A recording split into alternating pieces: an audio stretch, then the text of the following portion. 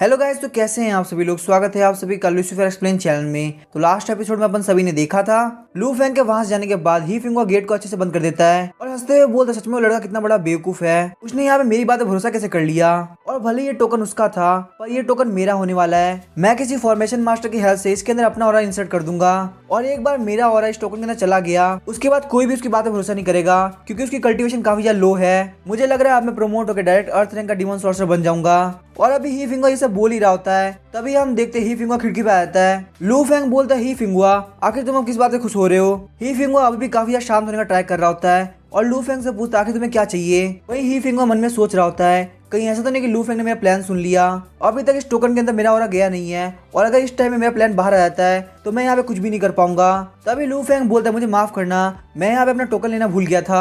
लू फैंग के मुंह से टोकन का नाम सुनते ही फिंगो काफी ज्यादा परेशान हो जाता है। वो बोलता है अभी तुम्हारा रिवॉर्ड लेना बाकी है, तुम अभी इस टोकन को मेरे पास से नहीं ले जा सकते। ये जो मैटर ये 7 डीमन जनरल से रिलेटेड है तो मुझे इस मैटर के लिए हेवन रैंक के डीमन सॉर्सर मास्टर ली से मिलना पड़ेगा। तो वहीं तुम्हारी जो रैंक है तुम पर्सनली जाकर उनसे नहीं मिल पाओगे। तभी लू फैंग बोलता तो आप एक काम करना, जब भी आप मास्टर ली से मिलने जाओ तो मुझे अपने साथ में लेके चल जाना। तभी लू फैंग जैसे ही अपने टोकन को लेने वाला होता है ही फिंगो उसका हाथ पकड़ लेता है और बोलता है, लू फैंग तुम यहाँ चले जाओ, मुझे इस बात को डीमन कैचिंग ब्यूरो को बताना है और इस चीज के अंदर मैं बिल्कुल भी डिले नहीं कर सकता, तो प्लीज मुझे माफ कर देना। तभी लू फैंग अपना हाथ दबाते हुए बोलता है, ही फिंगुआ क्या तुम पक्का मुझे मेरा टोकन वापस नहीं करने वाले। तुमने यहाँ पे जो भी चीज बोली वो सब का सब मैंने सुन लिया है और यहाँ तक मैंने ये भी सुन लिया कि तुम अर्थ रैंक के डीमन सॉर्सर पे प्रमोट होने वाले हो। ही फिंग और लू फैंग ये सारी बातें सुन के काफी ज्यादा शॉक हो गया होता है। और उसके बाद लू फैंग को बोलता है, अगर तुमने मेरी बात सुन भी ली है तो आखिर से क्या फर्क पड़ता है, यहाँ पे कोई भी तुम्हारी बात पर भरोसा नहीं करने वाला, तो इसीलिए तुम इस सिचुएशन को समझ जाओ और चुपचाप से मुझे क्रेडिट लेने दो। तभी अचानक से लू फैंग अपने पास से एक लाउड स्पीकर निकालता है और जोर जोर से बोलने लगता है, प्लीज यहाँ पे कोई आ जाओ, ही फिंगो मेरा क्रेडिट चुराना चाहता है। तभी ही फिंगो जब देखता है कि लू फैंग यहाँ पे पूरे डीमन कैचिंग ब्यूरो को बुला लेगा तो वो उसके मुंह के अंदर पेपर घुसेड़ देता है जिससे कि वो चुप हो जाए। लेकिन लू फैंग यहाँ पे जो भी काम करता है वो उसके अंदर 100% देता है, इसीलिए वो ही फिंगो को हटा के वापस लाउड स्पीकर से बोलने लगता है। ये सब देखने के बाद ही फिंगो के पास कोई चॉइस नहीं बचती, वो लू फैंग को उसका टोकन वापस कर देता है। ही फिंगो सोच रहा था अभी तक इस टोकन का ऑरा चेंज नहीं किया गया, अगर यहाँ पे डीमन कैचिंग ब्यूरो के लोग आ जाते हैं तो उनको मेरे खिलाफ काफी बड़ा सबूत मिल जाएगा और ना सिर्फ यहाँ पे मेरा अर्थ रैंक का डीमन सॉर्सर बनने का सपना टूट जाएगा बल्कि ये सब पता लगने के बाद में मिस्टीरियस रैंक का डीमन सॉर्सर भी नहीं रह पाऊंगा। लेकिन लू फैंग इतने से शांत का होने वाला था। वो ही फिंगो को बोलता, अगर तुम चाहते कि मैं यहाँ पे चुप रहूं तो तुम्हें मुझे 100 गोल्ड टेल्स देनी होगी। ही फिंगो काफी गुस्से में आते हुए उसको एक बैंक नोट देता है जिसकी वैल्यू 100 टेल्स होती है। तभी लू फैंग उसको मना करते हुए बोलता है, मुझे बैंक नोट नहीं चाहिए, मुझे यहाँ पे गोल्ड चाहिए। ही फिंगो बोलता है, तुम्हें 100 गोल्ड टेल चाहिए तो एक काम करो तुम मुझसे वो चुरा लो। लू फैंग स्माइल करते हुए बोलता है, मैं यहाँ पे वही करने तो आया हूँ, तुम्हें क्या लग रहा है मैं यहाँ पे तुम्हारे साथ क्या कर रहा हूँ। तभी लू फैंग बोलता है, ही फिंगो मुझे एक बात बताओ, तुम्हारा फ्यूचर ज्यादा जरूरी है फिर तुम्हारा पैसा। अगर मैं यहाँ पे तुम्हारी जगह पे होता तो मैं पक्का फ्यूचर चुनता क्योंकि पैसा तो मैं वापस कमा लूंगा। ये सुनने के बाद ही फिंगो काफी ज्यादा गुस्से में आता है और सोचता है कि लू फैंग को खत्म करना ही पड़ेगा। वो एक डैगर बाहर निकालता है और लू फैंग को स्टेप करने के लिए आगे बढ़ता है, लेकिन वो यहाँ पे भूल चुका था कि लू फैंग की बॉडी उसकी सबसे बड़ी स्ट्रेंथ है तो एक डैगर से वो स्टेप नहीं होने वाली। यहाँ पे ना सिर्फ ही फिंगो अपने अटैक के अंदर फेल हुआ बल्कि लू फैंग उसका हाथ पकड़ते हुए बोलता है कि तुम मुझे लास्ट टाइम बता दो तुम मुझे 100 गोल्ड टेल दोगे या नहीं। तभी ही फिंगो अपने पास से गोल्ड टेल निकालने लगता है और बोलता है, तुमने मेरे पास से चोरी क्यों नहीं कर लिया। लू फैंग उसके चेस्ट के अंदर काफी ज्यादा पंच मारता है और बोलता है, तो आखिर मैं यहाँ पे क्या कर रहा हूँ। ही फिंगो वहाँ पे हंसते हुए बोलता है, मैं तुम्हें यहाँ पे डिस्टर्ब नहीं करने वाला। लू फैंग ही फिंगो को बोलता है, तुम अपना ध्यान रखना, मैं तुम्हें यहाँ पे गारंटी नहीं दे सकता कि मैं तुमसे और गोल्ड टेल मांगूंगा या नहीं। ही फिंगो लू फैंग की बातों से काफी ज्यादा गुस्सा हो गया होता है और वहीं पे जमीन पे गिर जाता है और वहाँ पे ही फिंगो को जमीन में बेहोश देख के लू फैंग सोच रहा होता है, ये बंदा यहाँ पे एक जोक भी सहन नहीं कर सकता, सच में कितना बड़ा बेवकूफ बंदा है। अब आगे जाके मुझे नहीं पता कि ये मेरे साथ क्या करने वाला है, क्या ये अपने सुपीरियर की हेल्प से मेरे को मारने ट्राई करेगा। लू फैंग बोलता है, चाहे जो भी करे वो सब मैं बाद में देखूंगा, अभी के लिए मैं इसके यहाँ पे बेहोश होने का फायदा उठा लेता हूँ। लू फैंग ही फिंगो की जेब में से बहुत सारी चीजें निकाल लेता है, फिर जोर से चिल्लाते हुए बोलता है, ही फिंगो बेहोश हो गया। और तभी अगले दिन डीमन कैचिंग ब्यूरो के सारे लोग इसी बारे में बात कर रहे होते हैं कि ही फिंगो ने लू फैंग के टोकन को चुराने का ट्राई किया और लू फैंग ने उसको वहीं पे पकड़ लिया और बहुत बुरे से मारा। यहाँ तक कि वहाँ के डार्क ब्यूरो के लोग भी आए थे। लू फैंग डार्क ब्यूरो वालों को डिस्कशन करते हुए देख के काफी सरप्राइज हो रहा होता है। फैटी वैंग लू फैंग को बोलता है कि डीमन कैचिंग ब्यूरो के पास हर जगह स्पाई है और वो सारे स्पाई ना सिर्फ डीमन सॉर्सरर है बल्कि बहुत सारे एजेंट भी है और वो सारे लोग डार्क ब्यूरो के अंदर काम करते हैं, जहाँ पे एक तरफ डीमन सॉर्सरर डीमन को मारने का काम करते हैं, वही जो डीमन ब्यूरो होती है वो डीमन सॉर्सरर के लिए नए नए इन्फॉर्मेशन लाने का काम करती है। लू फैंग बोलते हैं, डार्क ब्यूरो तो काफी बढ़िया जगह है, यहाँ के लोग के अंदर काफी डिसिप्लिन भी है। लू फैंग बोलते हैं, मैंने यहाँ पे ही फिंगो के बारे में न्यूज इसलिए फैलाई ताकि उसकी रेपुटेशन काफी खराब हो सके, लेकिन यहाँ पे मुझे लगता है कि मुझे काफी ज्यादा फायदा होने वाला है।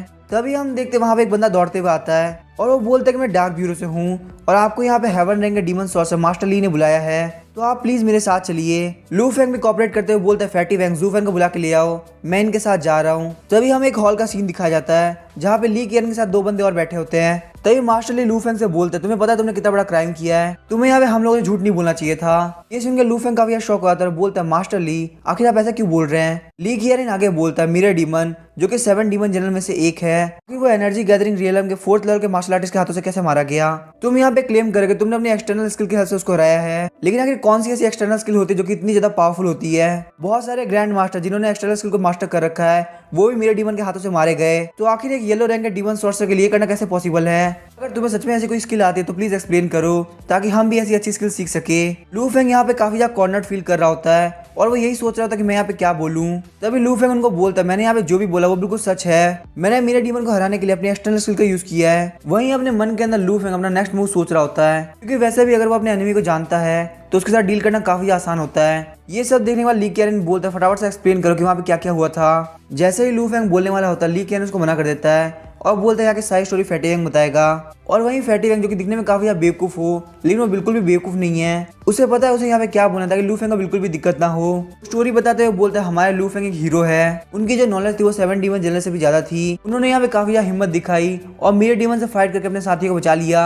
और फैटी वैंग की स्टोरी के हिसाब से लू फेंग उनके साथियों के लिए एक हीरो है। वहीं लू फेंग सोच रहा था लगता है मैंने फैटी वैंग को काफी ज्यादा मिसजज कर दिया, सच में काफी टैलेंटेड है। हालांकि वहां बैठे 2 अर्थ रैंक के डीमन सॉर्सर इस बात पे ऑब्जेक्शन उठाने लगते हैं। उनका कहना ये अगर मिरर डीमन जीतना इतना ही आसान होता तो आज से 2 साल पहले जिन ग्रैंड मास्टर ने एक्सटर्नल स्किल को मास्टर कर रखा था वो आखिर मिरर डीमन के हाथों से क्यों मारे गए। शायद से ये भी हो सकता है कि ये मिरर डीमन और लू फेंग ने हमारे खिलाफ एक प्लान बनाया हो। ली कियन बोलता है ऐसा हो सकता है कि ये मिरर डीमन और ब्लड डीमन सेट वाला का प्लान हो, तो मैं यहाँ पे लू फेंग की इनोसेंस को प्रूव करने के लिए उसका फिजिकल एग्जाम लेना चाहूंगा। ली कियन ट्रू एनर्जी रियलम की पावर को अपने फिंगर टिप के ऊपर कंसंट्रेट करता है और अचानक से लू फेंग के सर के अंदर उसको इन्फ्यूज कर देता है और लू फेंग की बॉडी के अंदर ट्रू एनर्जी रियलम के पावर के जाते ही ली कियन उसकी बॉडी को सेंस करने लगता है। ली कियन अपने आंखें खोलता है और काफी शॉक होता है, उसने कभी नहीं सोचा कि लू फेंग एक साथ इतनी सारी एक्सटर्नल स्किल को मास्टर कर रहा है। ये सब देखते हुए फील कर पा रहा हूँ कि ये हमारे एरिया का बहुत बड़ा टैलेंट है। इस एग्जाम को लेने के बाद ली कियन बोलता है जो भी लू फेंग बोल रहा है पता नहीं क्यों मुझे सच लग रहा है। तभी उनमें से एक अर्थ रैंक की डीमन सॉर्सर खड़ी होती है और बोलती है कि मुझे एक बात आपने सुपीरियर को ये बात कैसे समझाओगे।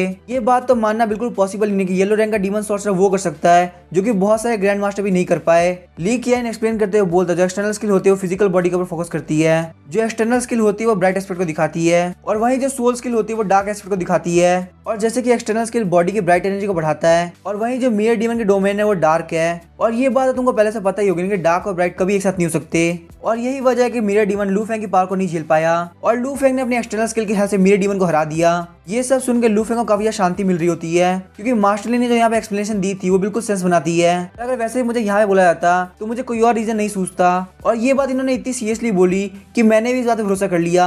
तभी उनमें से एक अर्थ रैंक का डीमन सॉर्सर खड़ा होता है और बोलता है तो आखिर जिन ग्रैंड मास्टर ने एक्सटर्नल स्किल को मास्टर किया था वो मिरर डीमन को क्यों नहीं हरा पाए। ली कियन उस अर्थ रैंक के डीमन सॉर्सर पे चिल्लाते हुए बोलता है जब भी कोई बंदा ग्रैंड मास्टर रियल में पहुंच जाता है तो उसके बाद इतनी फियर्स एनर्जी होती है कि खुद को प्रोटेक्ट कर सके, उसको यहाँ पे गोल्डन बेल शील्ड और आयरन क्लोथ की कोई जरूरत नहीं। अगर तुम इतनी छोटी सी बात नहीं समझ सकते तो आखिर तुम ग्रैंड मास्टर रियल में कैसे पहुंचोगे। वहीं अर्थ रैंक का डीमन सॉर्सर ली कियन से माफी मांगता है और उसकी इस प्रॉब्लम को क्लैरिफाई करने के लिए थैंक यू भी बोलता है। ये देख के लू फेंग काफी खुश होता है और मन में सोच रहा होता है मास्टर ली के पास ऐसे ऐसे लॉजिक है जो कि मैं कभी सोच भी नहीं सकता। लेकिन जैसे ही दोनों अर्थ रैंक के डीमन सॉर्सर कन्विंस हो जाते हैं उसी वक्त ली कियन बोलता है लेकिन ये बात मानना काफी मुश्किल होगा कि मिरर डीमन को लू फेंग ने मारा है।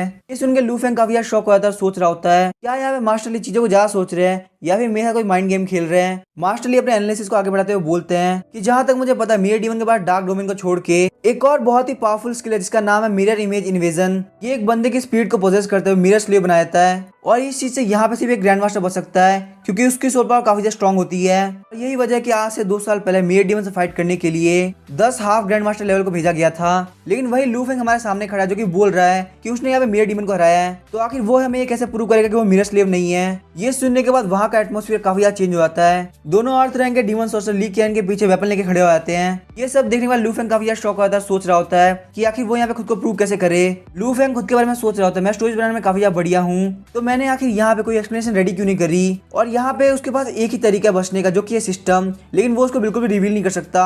और वहीं इन ग्रैंड मास्टर लेवल के एक्सपर्ट से फाइट करना ये बिल्कुल एक सही तरीका नहीं होगा। लू फेंग सोच रहा होता है वो यहाँ पे उन लोगों को एक्सप्लेनेशन देगा, लेकिन अगर वो एक्सप्लेनेशन फेल हो गई तो वो अपने आप को इन लोगों से फाइट करने के लिए भी रेडी रखेगा। अभी लू फेंग ये सब सोच रहा था तभी उसको याद आता है कि ली कियाई ने अभी सोल पावर के बारे में बात करी, तो क्यों ना मैं भी यहाँ पे खुद को प्रूव करने के लिए सोल पावर की वजह बता दूं। और तभी लू फेंग बोलता है मास्टर ली मुझे नहीं पता मिरर इमेज इन्वेजन क्या होता है, लेकिन हाँ मिरर डीमन ने मेरे ऊपर एक अजीब सा अटैक जरूर किया था जस्ट उसके मरने से पहले। उसने वहाँ पे एक रेप्लिका बनाई जो कि सीधे मेरी बॉडी के अंदर एंटर कर गई और उस रेप्लिका ने मेरे सोल को खत्म करने का ट्राई किया ताकि वो मेरी बॉडी को ले सके, लेकिन सेल्फ डिफेंस के लिए मैंने अपने सोल पावर के हेल्थ से उसको मार दिया। वहीं जो फीमेल अर्थ रंग की डीमन सॉर्सर होती है वो लू फेंग की बातों पर भरोसा नहीं कर रही होती, लू फेंग के ऊपर अटैक करने के लिए आगे बढ़ रही होती है, लेकिन तभी हम देखते हैं मास्टर ली उसको मना कर देते हैं। मास्टर ली बोलते हैं वो यहाँ पे झूठ बोल रहे हैं सच, मैं इस बात का पता लगा लूंगा।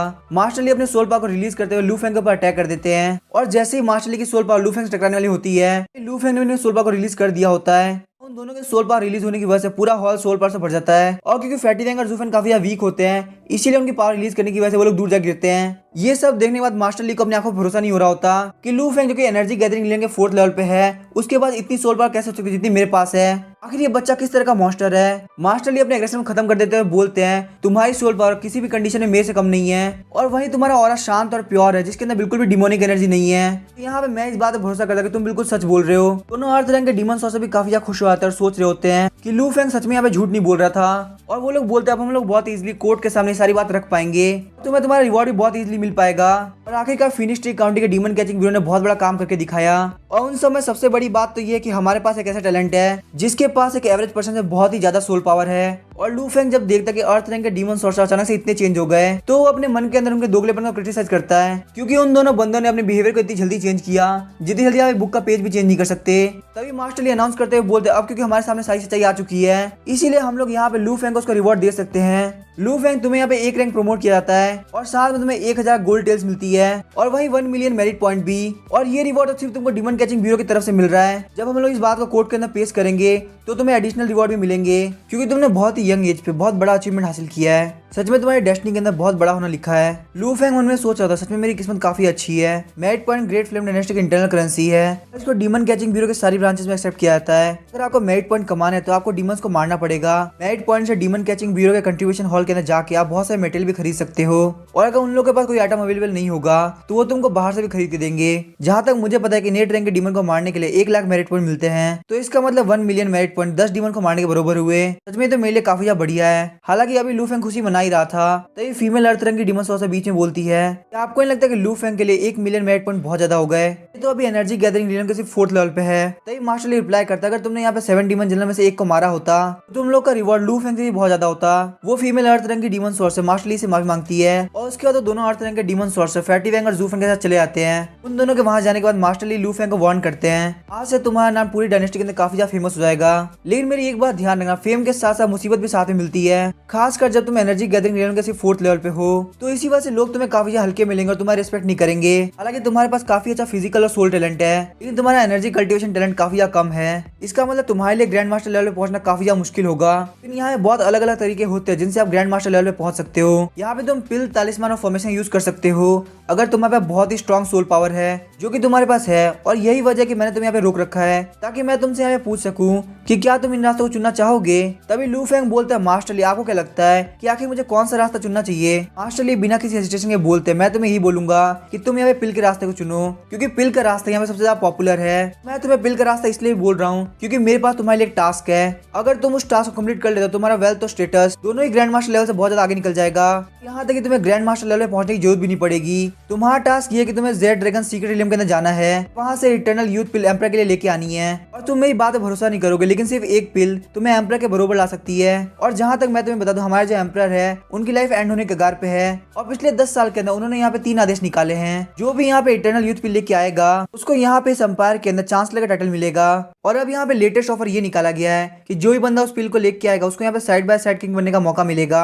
साइड बाय साइड किंग बनना इसका मतलब आप एम्पर के बरोबर हो गए और ये जो पोजीशन होगी वो इस लैंड की हाईएस्ट पोजीशन भी होगी। लेकिन लू फेंग जानता था कि ये इतना सिंपल नहीं होने वाला, इसीलिए वो मास्टर ली से इसके बारे में डिटेल पूछता है। लू फेंग को पता चलता कि इटर्नल यूथ पिल को 100 साल पहले मास्टर क्यूलोंग ने बनाया था। ये जो मास्टर थे इन्होंने भी कल्टीवेशन के लिए अपने पिल का रास्ता चुना था। एल्केमी के वर्ल्ड के अंदर किसी भी पिल को बेस्ट पिल नहीं कहा सकता, जैसे कि मार्शल आर्टिस्ट को उनके कॉम्बैट के थ्रू जाना जाता है। लेकिन वहीं अगर बात की जाए कोई मार्शल आर्टिस्ट अगर पिल का रास्ता चुनता है तो काफी ज्यादा अलग हो जाता है। हर एक एल्केमी मास्टर अलग अलग पिल के अंदर बेस्ट होता है, तो इसीलिए उनकी वैल्यू को कंपेयर करना काफी ज्यादा मुश्किल होता है। लेकिन वही मास्टर क्यूलोंग जिन्होंने इटर्नल यूथ पिल को बनाया, उनको पिल किंग के नाम जाना गया। हालांकि ये पिल आपको इटर्नल लाइफ नहीं दे सकती, लेकिन आपकी लाइफ को जरूर बढ़ा सकती है, आपकी एजिंग को रिवर्स कर सकती है और आपकी किस्मत को भी चेंज कर सकती है। लेकिन वही मास्टर क्यूलोंग बहुत ज्यादा कुछ अचीव कर पाते, पर वो एक यंग एज के अंदर ही मारे गए। हालांकि उनके पास भी काफी सारे डिसाइपल थे, लेकिन उनमें से कोई भी डिवाइन एल्केमी को हासिल नहीं कर पाया, और वो यहाँ पे बिल्कुल भी नहीं चाहते थे कि उनके मेथड हमेशा के लिए खत्म हो जाए। इसीलिए उन्होंने जेड ड्रैगन सीक्रेट रियलम बनाया। उन्होंने उस रियलम के अंदर अपनी लाइफ का जितना भी काम किया है उन सब के मेथड रखे हैं, चाहे वो पिल के रास्ते के थ्रू कल्टीवेट करना हो या फिर डिवाइन एल्केमी हो। तो इसका मतलब वहाँ पे इटर्नल यूथ पिल होने के चांसेस भी बहुत ज्यादा है। और ये जो सीक्रेट रियलम ये 5 साल में एक बार खुलता है। वहीं उस पिल तक पहुंचने के लिए बहुत सारे एरे फॉर्मेशन और चैलेंजेस से गुजरना पड़ता है। लेकिन उन सब में भी सबसे बड़ी बात तो ये है यंग एल्केमिस्ट जो कि ट्रू एनर्जी रियलम से नीचे होते हैं, सिर्फ वही उनके सक्सेसर बन सकते हैं। और वहीं जेड ड्रैगन सीक्रेट रियलम के खुलने में अभी 1 साल बाकी है, तो इसीलिए मेरा टास्क तुम्हारे लिए ये है कि तुम्हें सीक्रेट रियलम के अंदर एंटर करना होगा। हालांकि पिछले 100 साल से ये रियलम ऐसे ही खुल रहा है, लेकिन कोई भी इनके इनहेरिटेंस को नहीं ले पाया।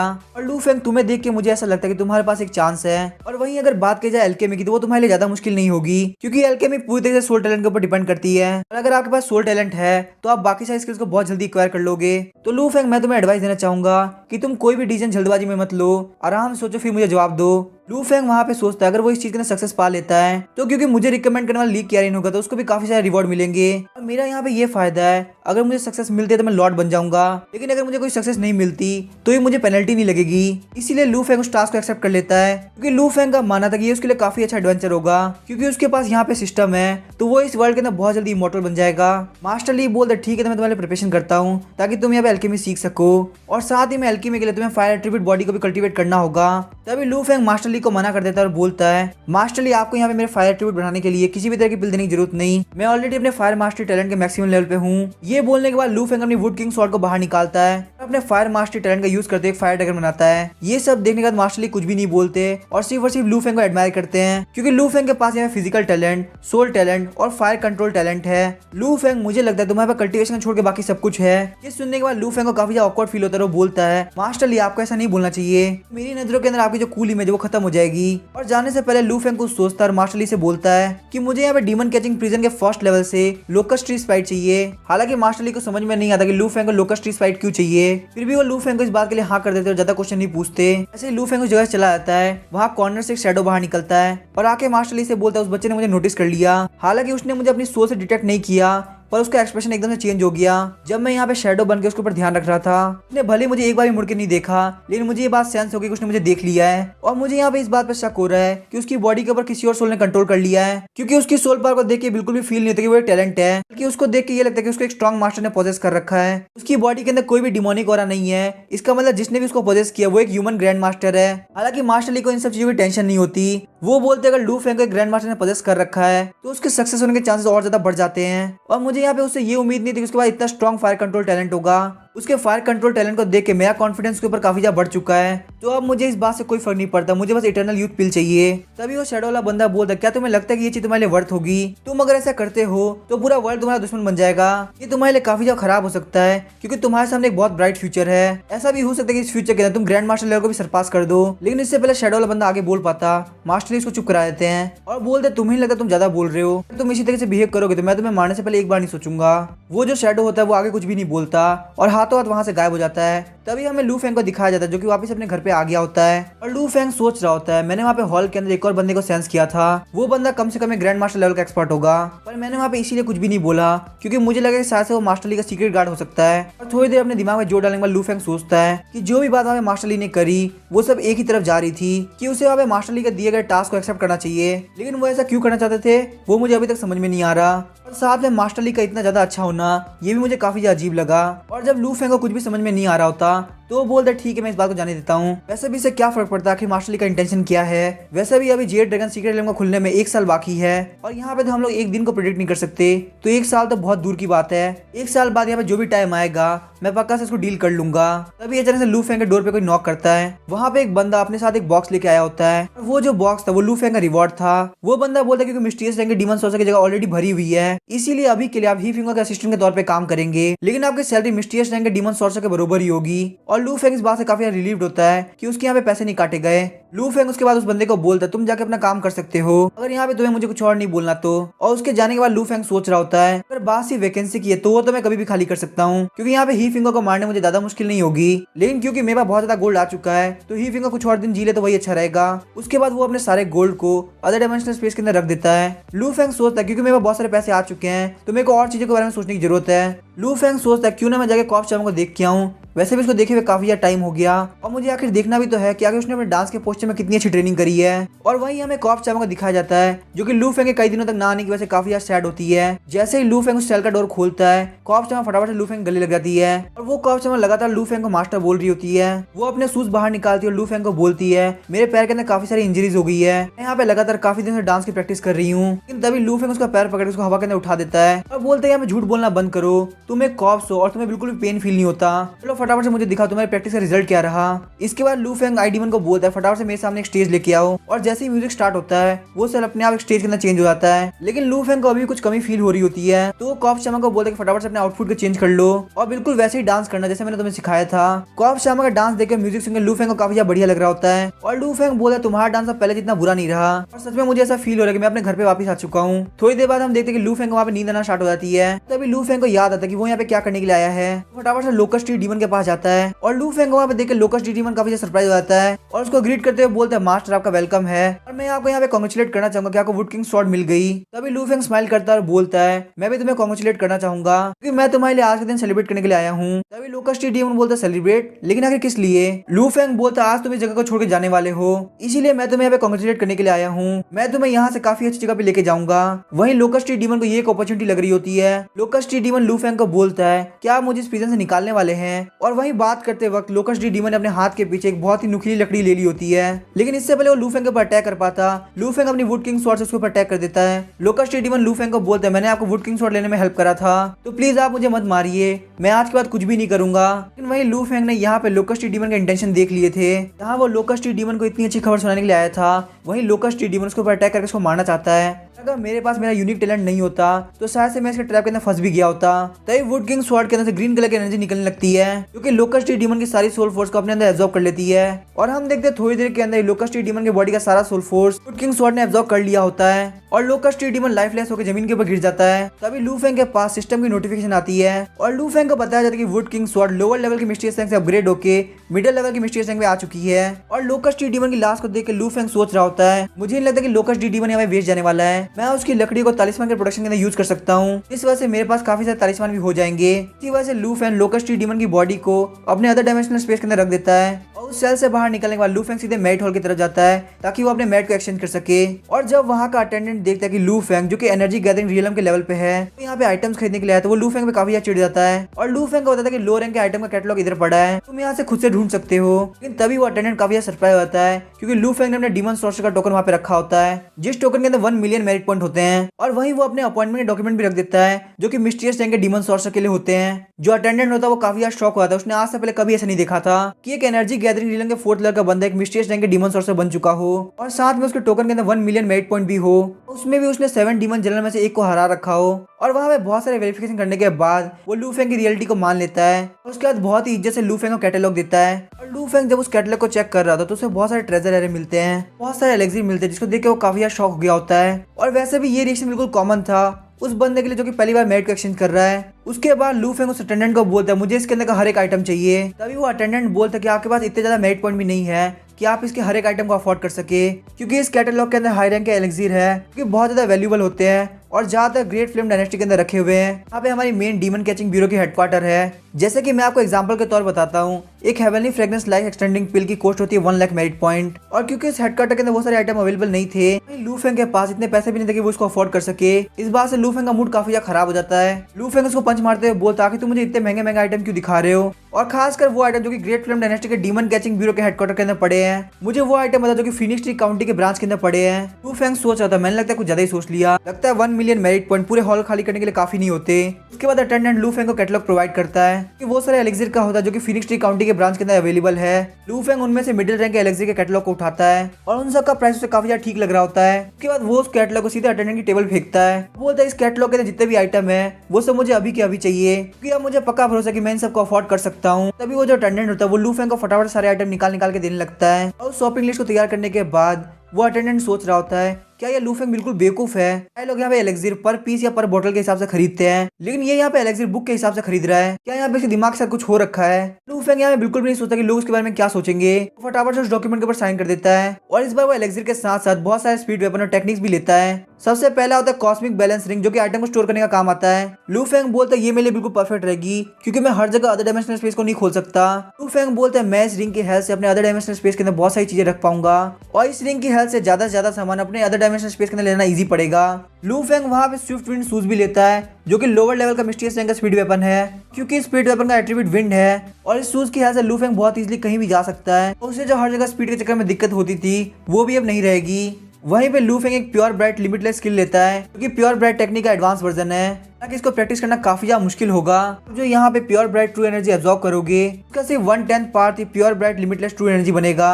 और यहाँ पे कम से कम लू फेंग को 100 point pure bright limitless true energy चाहिए होगी, ताकि वो अपने नेक्स्ट लेवल के अंदर पहुंच सके। और वहीं लू फेंग जो कि खुद को एक जीनियस मानता है, उसके लिए प्योर ब्राइट टेक्निक एक बेसिक स्किल थी और सिर्फ प्योर ब्राइट लिमिटलेस स्किल जो कि एक हाई लेवल की स्किल है, ऐसी स्किल को वो सीखना डिजर्व करता है। और उस मेरिट हॉल से निकलने के बाद लू फेंग फैटी वेंग और जू फेंग को देखता है, क्योंकि उस मेरिट हॉल के बाहर उसका काफी देर से वेट कर रहे थे। यहाँ पे लू फेंग को एक सेलिब्रेशन के अंदर इनवाइट करने के लिए आए थे, क्योंकि हेवनली फ्रेग्रेंस पवेलियन की तरफ से रखा गया था और वो जगह उसकी म्यूजिक और एंटरटेनमेंट के लिए काफी ज्यादा जानी जाती है। जब वो लोग उस पवेलियन के पास पहुंचते हैं तो वहाँ पे ऑलरेडी बहुत ज्यादा भीड़ होती है। वहाँ पे स्टेज के ऊपर म्यूजिक के साथ लड़के डांस कर रही होती है और वहीं पे जितने बंदे होते हैं वो सब उनको घूर रहे होते हैं। लू फेंग को वहाँ के लड़कियों का ड्रेसिंग स्टाइल काफी ज्यादा बढ़िया लगता है, इसीलिए वो सोचता है कि वो कॉप को बोलेगा कि वो बिल्कुल ऐसा ड्रेसअप करे। लेकिन तभी वहाँ पे एक यंग सर्वेंट उनका रास्ता रोक देता है और उनके सामने एक कार्ड का बॉक्स रख देता है और बोलता है प्लीज एक कार्ड को फ्लिप करिए। वहाँ पे उस बॉक्स के अंदर 3 लाइनें थी। सबसे पहली लाइन अपर क्लास वालों के लिए थी, वही जो मीडियम लाइन थी वो मिडिल वाले लोगों को रिप्रेजेंट करती थी और वहीं जो सबसे नीचे वाली लाइन थी वो लोअर क्लास को रिप्रेजेंट करती थी। ये तीनों line heavenly fragrance pavilion ladies को रिप्रेजेंट करती है और टॉप से बॉटम पहुंचने में इनकी क्वालिटी और प्राइस दोनों डिक्रीज हो जाते हैं। अगर आपको यहाँ पे एक फैंसी लेडी चाहिए तो आपको एक कार्ड फ्लिप करना होगा। सुनने के बाद लू फेंग बोला तुम्हें पता है यहाँ पे लोगों को कैसे खुश करना है। लू फेंग वहाँ पे बिना किसी हेजिटेशन के टॉप लाइन के 2 कार्ड को फ्लिप कर देता है। ये जो दोनों लड़कियां थी वो दोनों टॉप रैंक के अंदर सबसे ज्यादा रेयर थी। खुद के लिए चूज करने के बाद लू फेंग वहाँ पे फैटी वेंग और जू फेंग को भी नहीं भूलता। फैटी वेंग और जू फेंग को बोला तुम दोनों भी अपने लिए चूज कर सकते हो। और वहीं फैटी वेंग और जू फेंग काफी ज्यादा शर्मा रहे होते हैं। जैसे उस बैंक्वेट हॉल के अंदर सेलिब्रेशन चालू होता है, यहाँ सिर्फ उन सारे लोगों के पास बहुत सारी लड़कियां थी, बल्कि वहाँ की डांसर्स वहाँ के एटमोस्फेयर को काफी ज्यादा बढ़िया बना रही थी। वेंग और जू फेंग को काफी ज्यादा मजा आ रहा होता है, लोग काफी ज्यादा एंजॉय करते हुए आराम से ड्रिंक कर रहे होते हैं। तभी हमें एक डार्क डंजन का सीन दिखाया जाता है, जहाँ पे एक बंदा जिसने ब्लैक कलर का चोगा पहना होता है वो एक रेड कलर का कपड़ा पहने हुए लेडी के साथ कुछ डिस्कस कर रहा होता है। उस बंदे ने एक रेड कलर का मास्क पहना होता है और बोलता है तो आखिरकार तुम यहाँ पे आ ही गई, तुम्हें पता है मिरर गॉड मारा जा चुका है और वहीं ब्लड गॉड वहाँ से मिसिंग है। जो लेडी होती है जिसने रेड कलर के कपड़े पहने होते हैं वो काफी ज्यादा शॉक हो जाती है और बोलती है ब्लड गॉड मिसिंग है, लेकिन आखिर ये पॉसिबल कैसे हो सकता है। वैसे ब्लड गॉड तो एक दूसरे को सेंस कर सकते हैं, क्या तुमने सेंस करने का ट्राई किया। वो बंदा बोलता है नहीं मैं उनको सेंस नहीं कर पा रहा, किसी ने स्पेशल मेथड का यूज करते हुए ब्लड गॉड का कनेक्शन हमसे तोड़ दिया है। तो इसीलिए मैं चाहता कि तुम यहाँ पे इस चीज को इन्वेस्टिगेट करो कि हमारे फॉलोअर्स के अकॉर्डिंग जिस बंदे ने यहाँ पे मेरे डीमन को मारा उसका नाम है लू फेंग। ये एक डीमन सोर्स है जो कि फिनिक्स ट्री काउंटी के डीमन कैचिंग ब्यूरो से आता है, जो कि अपनी एनर्जी गैदरिंग रीजन के सिर्फ 4th लेवल पे है। ये बात सुनकर वो लेडी काफी शॉक आती है और बोलती है क्या एनर्जी गैदरिंग रीजन के सिर्फ 4th लेवल पे, ये तो काफी इंटरेस्टिंग है।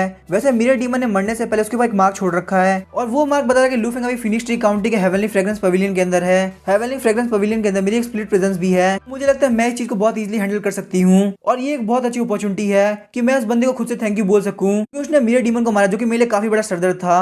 तभी हमें हेवनली फ्रेग्रेंस पवेलियन के प्राइवेट रूम का सीन दिखाया जाता है। लू फेंग जैसे उस लड़की के पास जाने वाला था जिसको उसने चूज किया था, लेकिन तभी बाहर से काफी शोर आने लगता है। सब लोग यही बोल रहे थे यहाँ पे रेड कार आ चुकी है, जो कि इस पवेलियन की सबसे ज्यादा टॉप रैंक की लेडी है। और जब लू फेंग सुनता है यहाँ पे टॉप रैंक की लेडी आ चुकी है तो लू फेंग का इंटरेस्ट उस लड़की में चला जाता है जिसको उसने चूज किया था और वो लड़की इससे काफी ज्यादा दुखी हो जाती है और बोलती है कि सर आपने तो कहा था कि आज मैं बहुत बड़े खतरे में हूँ, मेरे सारे खतरे को आप किस्मत के अंदर चेंज कर देंगे। आखिर आप अभी मुझे छोड़ के क्यों जा रहे हैं? लू फेंग फटाफट से हॉल की तरफ चला जाता है क्योंकि उसे टॉप रैंक की लेडी अपने लिए चाहिए थी। जैसे ही वहाँ का रूम ओपन होता है, रेड कार्प लेडी वहाँ पे आती है जिसने रेड कलर की ड्रेस ही पहन रखी होती है। उसको देख के सारे गेस्ट का दिल जोर जोर से धड़कने लगता है। ऐसा लग रहा होता है सीधे हेवन से कोई परी उतर रही हो। वो वहाँ से सेकंड फ्लोर से डायरेक्टली स्टेज के ऊपर आ जाती है, म्यूजिक के साथ डांस करना स्टार्ट कर देती है। उसके डांस को देख के लोग वहाँ पे काफी ज्यादा खुश हो रहे होते हैं। सबको वहाँ पे लग रहा होता है कि आसमान से फ्लोर के पेटल गिर रहे हैं। वो पूरी जगह फ्लावर्स की खुशबू से भर चुकी है। और वहीं लू फेंग इस फ्लावर पेटल को पकड़ने का ट्राई करता है, लेकिन उसके हाथ में वहाँ पे कुछ भी नहीं आता।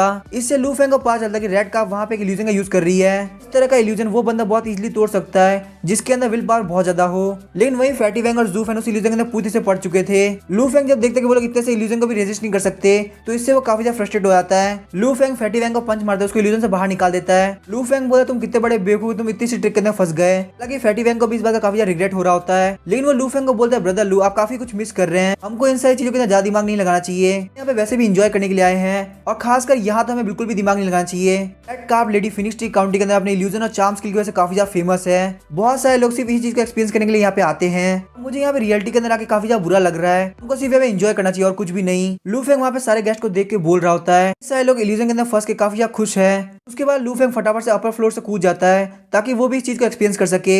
लू फेंग की किस्मत काफी ज्यादा खराब थी। जैसे ही वो वहाँ पे नीचे आया, रेड कार्प का डांस खत्म हो चुका था और वो वहाँ से वापस रेस्ट करने के लिए चली आती है। वो वहाँ पे एक मेड को भेजती है और बोलती है कि आप लोग को बिल्कुल भी टेंशन करने की जरूरत नहीं, आप लोग को एक और मौका मिलेगा कि आप उनको देख सके। और यहाँ पे रेड कार्प लेडी ने एक चैलेंज दिया है, कोई बंदा यहाँ पे उनके क्वेश्चन का आंसर दे पाएगा उनके साथ एक नाइट वाइन पीते हुए कन्वर्सेशन कर सकता है। फेंग इस बात से काफी एक्साइटेड होता है, अपना हाथ खड़ा करता है, सोचता है ये तो बिल्कुल एक स्टोरी का प्लॉट जैसा है। मेन कैरेक्टर वो अपने रीइंकार्नेशन का फायदा उठाते सब लोग को इंप्रेस करता है। जो टॉप ग्रेड की लेडी है वो उसकी हो आती है और मुझे लगता है मेरे पास भी मेन कैरेक्टर होने का लक है और मुझे भी बिल्कुल ऐसी अपॉर्चुनिटी मिली है। उसके बाद मेड स्क्रॉल को ओपन करते हैं जिसके ऊपर बहुत सारे फ्लोर्स को प्रिंट किया गया था। लू फेंग ने पहले सोचा कि ये क्वेश्चन फ्लोर्स के बारे में होगा, लगता है ये मेरे लिए काफी ज्यादा इजी होने वाला है। और अब मुझे मेरे दिमाग के अंदर काफी सारे पोएम्स आ रहे हैं जो कि मैं अभी यहाँ पे गा सकता हूँ। लेकिन असलियत में ये जो चैलेंज था वो इल्यूजन को जानने का था। उस मेड को स्क्रॉल के खोलने के साथ साथ वो सारे फ्लोर्स बाहर की तरफ आने लगते हैं और वहाँ के पूरे स्टेज को कवर कर लेते हैं। ये जो स्क्रॉल ये 100 फ्लावर इल्यूजन है जो कि रेड कार्प लेडी ने पेंट किया है। इनमें से 3 रियल फ्लावर्स और बाकी सब इल्यूजन। आप लोग के लिए चैलेंज ये है कि आप लोग को रियल फ्लावर्स को ढूंढना है और यहाँ पे एक बंदा सिर्फ एक ही फ्लावर को चूज कर सकता है। जो भी पहले 3 बंदे उन फ्लावर्स को ढूंढेंगे उनको यहाँ पे रेड कार्प लेडी से मिलने का मौका मिलेगा। तो आप लोग अब यहाँ पे स्टार्ट कर सकते हैं। ऐसी अनाउंसमेंट होती है। लू फेंग सोचता है वो यहाँ पे फैटी वैंग और जू फेंग के साथ टीम अप करेगा, लेकिन तभी वो देखते हैं कि वो लोग तो पहले ढूंढना चालू कर चुके हैं। उनमें से बहुत सारे गेस्ट फ्लावर्स को उठाते हुए मेड के पास वेरिफिकेशन के लिए लाते हैं, लेकिन वो लोग वहाँ पे बार बार डिसअपॉइंट हो रहे होते हैं क्योंकि वो सच में इल्यूजन होता है। ये सब देखने के बाद लू फेंग डिसाइड करता है कि वो अपने ग्रैंड मास्टर लेवल के सोल पावर का यूज करेगा ताकि वो उस पूरे एरिया को स्कैन कर सके।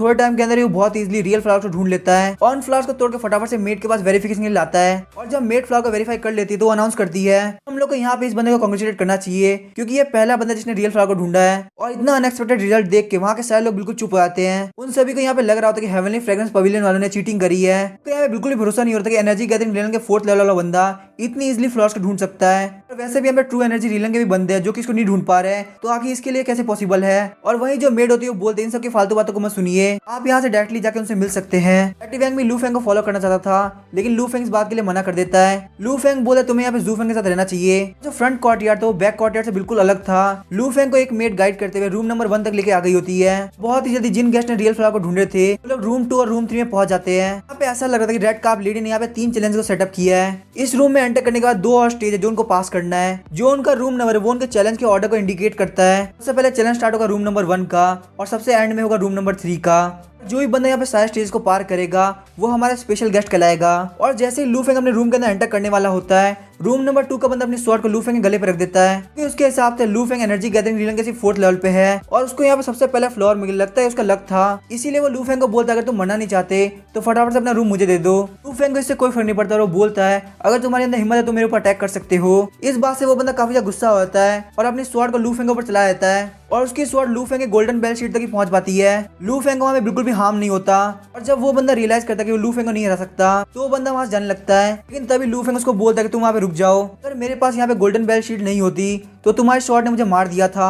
तभी वो बंदा बोलता कि तुम इतना सीरियसली क्यों ले रहे हो, वैसे भी ये वर्ल्ड मार्शल आर्टिस्ट का है, यहाँ पे सिर्फ स्ट्रॉन्ग जिंदा रहता है और वीक मर जाता है। फेंग को इस बात से काफी ज्यादा गुस्सा आ गया होता है कि ये बंदा सिर्फ एक टेस्ट के लिए एक अनजान बंदे को मारने के लिए तैयार है। लू फेंग उस बंदे को पंच मारते हुए बोलता है तुम यहाँ पे सबसे ज्यादा वीक हो, तुम्हें यहाँ पे मरना चाहिए। हालांकि उस पंच को वो बंदा बहुत ही मुश्किल से डॉज कर पाता है। वो बंदा अपनी स्वॉर्ड को वापस निकाल लेता है, लेकिन लू फेंग उसको सिर्फ एक ही पंच के अंदर तोड़ देता है। ये देख के उस बंदे को बिल्कुल भरोसा नहीं हो रहा होता। उसके बाद वो बंदा अपने हाथ के ऊपर एनर्जी गैदर करता है, लू फेंग के फेस के ऊपर पाम अटैक करता है। लेकिन इससे पहले उसकी स्ट्राइक लू फेंग के फेस तक पहुंचती, लू फेंग उसका हाथ पकड़ लेता है, उसके हाथ को बहुत इजीली ट्विस्ट करके तोड़ देता है। उसके बाद वो उस बंदे का गला पकड़ लेता है और जोर से दबाने लगता है। लू फेंग के गला पकड़ते उस बंदे को रियलाइज हो जाता है कि आखिर यहाँ की सिचुएशन कैसे चल रही है। वो वहाँ पे लू फेंग से दया की भीख मांगने लगता है। लू फेंग तभी हंसते हुए बोलता है जब तुम दूसरे को मारने वाले थे तब तो तुम खुद को काफी सही समझ रहे थे, अब जबकि तुम मरने वाले हो तो आखिर तुम भीख क्यों मांग रहे हो? तुमने ही तो मुझे बोला था ना कि यहाँ पे वीक मरता है और स्ट्रॉन्ग जिंदा रहता है। तुम्हारी किस्मत यहाँ पे काफी ज्यादा खराब है कि तुम यहाँ पे नहीं समझ पाए कि आखिर असलियत में यहाँ पे वीक कौन है। अगर तुम यहाँ पे मेरे हाथ में आ गए इसका मतलब तुम मरने वाले हो, लेकिन यहाँ पे तुम्हें मार के मैं अपने हाथों को गंदा नहीं करना चाहता। वैसे भी तुम्हारे यहाँ पे मर जाने से इस वर्ल्ड को कोई फर्क नहीं पड़ेगा,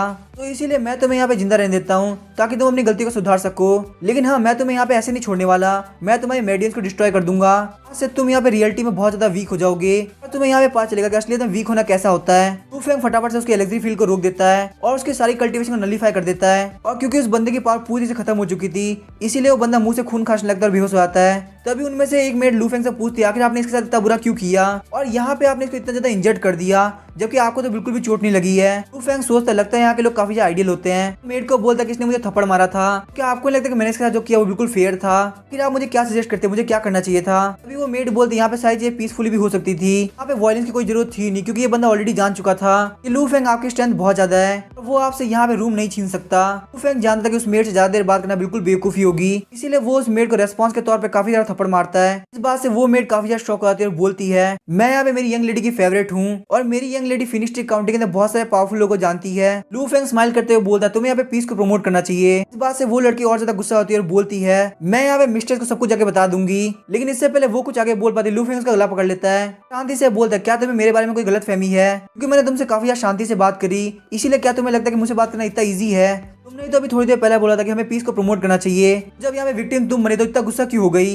लेकिन तुम्हें यहाँ पे ज्यादा डरने की जरूरत नहीं है, मैं तुम्हें मारूंगा नहीं। लेकिन ये बंदा और तुम दोनों ही एक जैसे इंसान हो, तुम जैसे बीमारी लोगों को ठीक करना काफी ज्यादा जरूरी है, लेकिन तुम्हारी किस्मत काफी ज्यादा अच्छी है क्योंकि मैं बीमारी को ठीक करने में काफी अच्छा हूँ और वहीं मैं आज काफी अच्छे मूड में भी हूँ, तो इसीलिए मैं तुम्हारे ट्रीटमेंट के लिए कोई चार्ज भी नहीं लूंगा। ये बोलने के बाद लू फेंग अपने इल्यूजरी विजन को यूज करता है और उस इल्यूजन के अंदर वो उसको बहुत तरीके से बुली कर रहा होता है और जैसे ही वो इल्यूजन के अंदर रजिस्टर करने का ट्राई कर रही होती है, कोई ना कोई उसके पार रख देता है और बोलता है कि तुम्हें हमेशा पीस को प्रमोट करना चाहिए। लू फेंग बोलता है बुली करने की ये साइकिल तब तक चलती रहेगी जब तक ये लड़की अपना माइंडसेट चेंज नहीं करेगी। जैसे इसका माइंडसेट चेंज होगा ये इल्यूजन अपने आप खत्म हो जाएगा। ये करने के बाद लू फेंग रूम की तरफ जाने लगता है। थोड़ी देर बाद हम देखते हैं वहाँ के टॉप रैंक की लेडी रेड का वहाँ पे आती है और उस मेड के सर के ऊपर उंगली रखते हुए उस इल्यूजन का एक्सपीरियंस करते हैं जो कि वो मेड देख रही थी। और वो इल्यूजन देखने के बाद रेड काप लेडी बोलती है सच में इल्यूजन काफी ज्यादा पावरफुल है। और उसके बाद वो उस डोर को ओपन करते हैं, उसके अंदर एंटर कर जाती है। वो काफी ज्यादा शर्मा रही होती है और बोलती है मास्टर लू आपका इल्यूजन टेक्निक काफी ज्यादा बढ़िया है। उसको देख के मैं रेड काप लेडी काफी ज्यादा शॉक हो गई थी।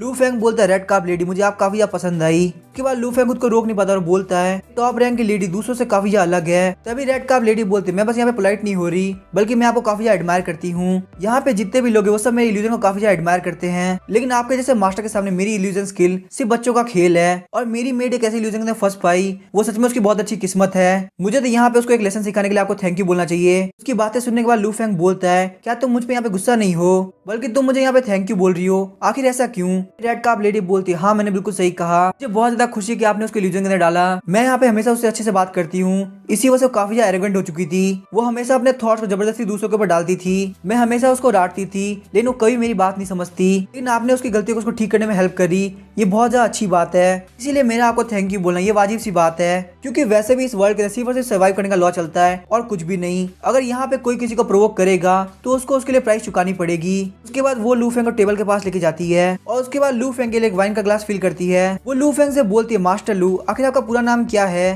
तभी लू फेंग बोलते हैं एक दूसरे को नाम से बुलाने काफी ज्यादा फॉर्मल होगा, आप मुझे यहाँ पे ब्रदर लू बुला सकती हो। रेड काप लेडी बोलती है ब्रदर लू क्या वाइन पीना पसंद करेंगे? और ये सुनने के बाद लू फेंग के नाक में से खून आने लगता है और वो रेड काप लेडी के प्यार में बावड़ा हो जाता है। रेड काप लेडी को अपने पास खींच लेता है और जैसे ही वो नेक्स्ट स्टेप पे बढ़ने वाला होता है रेड काप लेडी उसको वहीं पे रोक देती है और आगे की तरफ चली जाती है। फिर वो घूमते हुए बोलते मेरी मेड ने यहाँ पे किया उसके लिए मैं आपसे आपसे माफी मांगना चाहूंगी। अपॉलॉजी के तौर पे ब्रदर लू मैं आपके लिए डांस करने वाली हूँ। मैं यहाँ पे चाहूंगी कि आप मेरी मेड के लिए कोई भी ग्रज ना रखे। लू फेंग ठरकपने से पागल हो जाता है और बोलता है हाँ मैं डांस देखना पसंद करूंगा, लेकिन मुझे एक बहुत ही कूल डांस चाहिए। तभी रेड कार्प लेडी बोलती है जैसे ब्रदर लू चाहेंगे मैं बिल्कुल वैसे ही डांस करूंगी।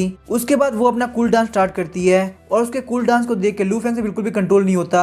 वो आगे बढ़ते हुए रेड कार्प लेडी को अपने पास खींच लेता है। कार्प लेडी बोलती है आज की रात काफी ज्यादा ठंडी है, क्यों ना हम लोग पहले वार्म अप के लिए वाइन पी ले। उसके बाद वो फटाफट से उठती है और लू फेंग के लिए एक वाइन का कप बनाती है और वो उनमें से एक वाइन का कप खुद भी पीती है जो कि उसकी पूरी बॉडी के ऊपर लग गया होता है। लू फेंग रेड कार्प लेडी को अपने ऊपर से धक्का देता है और बोलता है आखिर इस वाइन का कलर ऐसा क्यों है, क्या इसके अंदर तुमने यहाँ पे पॉइजन मिलाया है। रेड कार्प लेडी को वहाँ पे गिरने की वजह से काफी ज्यादा पेन फील हो रहा होता है। एक्सप्लेन करते हुए बोलती है पर्पल ब्राइट वाइन है जो कि पर्पल बैम्बू के वेसल से निकाला जाता है और उसके अंदर पर्पल एनर्जी को इन्फ्यूज भी किया जाता है और यही वजह है कि इसका कलर पूरी तरह से पर्पल है। ये वाइन बहुत ही ज्यादा रेयर है, उसकी वैल्यू भी बहुत ज्यादा है। अपनी पूरी लाइफ डांस करके निकाला है और मैं इतनी प्रीसियस वाइन के अंदर कभी पॉइजन नहीं डालूंगी। लू फेंग अपने सर को खुजाते हुए बोलता है मुझे नहीं पता था कि इस वाइन की वैल्यू इतनी ज्यादा है। और लू फेंग का ऐसा रिएक्शन देख के रेड कार्प लेडी काफी अनोइंग फील कर रही होती है, लेकिन फिर भी वो अपने आप को शांत करते हुए लू फेंग के लिए एक और कप फिल करती है। लू फेंग उस वाइन को देखते हुए सोच रहा होता है आखिर इतनी महंगी वाइन मैं कैसे पी सकता हूँ, आखिर इसको पीने का तरीका क्या है, क्या मैं इसको धीरे धीरे करके पीऊं या फिर एक बार में पी जाऊं। लू फेंग को वाइन को ऐसे घुरते हुए देख के रेड कार्प लेडी को काफी टेंशन होने लगती है। वो सोच रहे थे क्या मैंने यहाँ पे कोई गड़बड़ कर दी, कहीं इसको यहाँ पे शक तो नहीं हो गया कि मैंने इसके अंदर पॉइजन मिलाया है। नहीं मुझे नहीं लगता ऐसा हो सकता है क्योंकि ब्लड एसेंस चार्म कलरलेस और टेस्टलेस है और इसको तो कोई ग्रैंड मास्टर लेवल का भी डिटेक्ट नहीं कर सकता।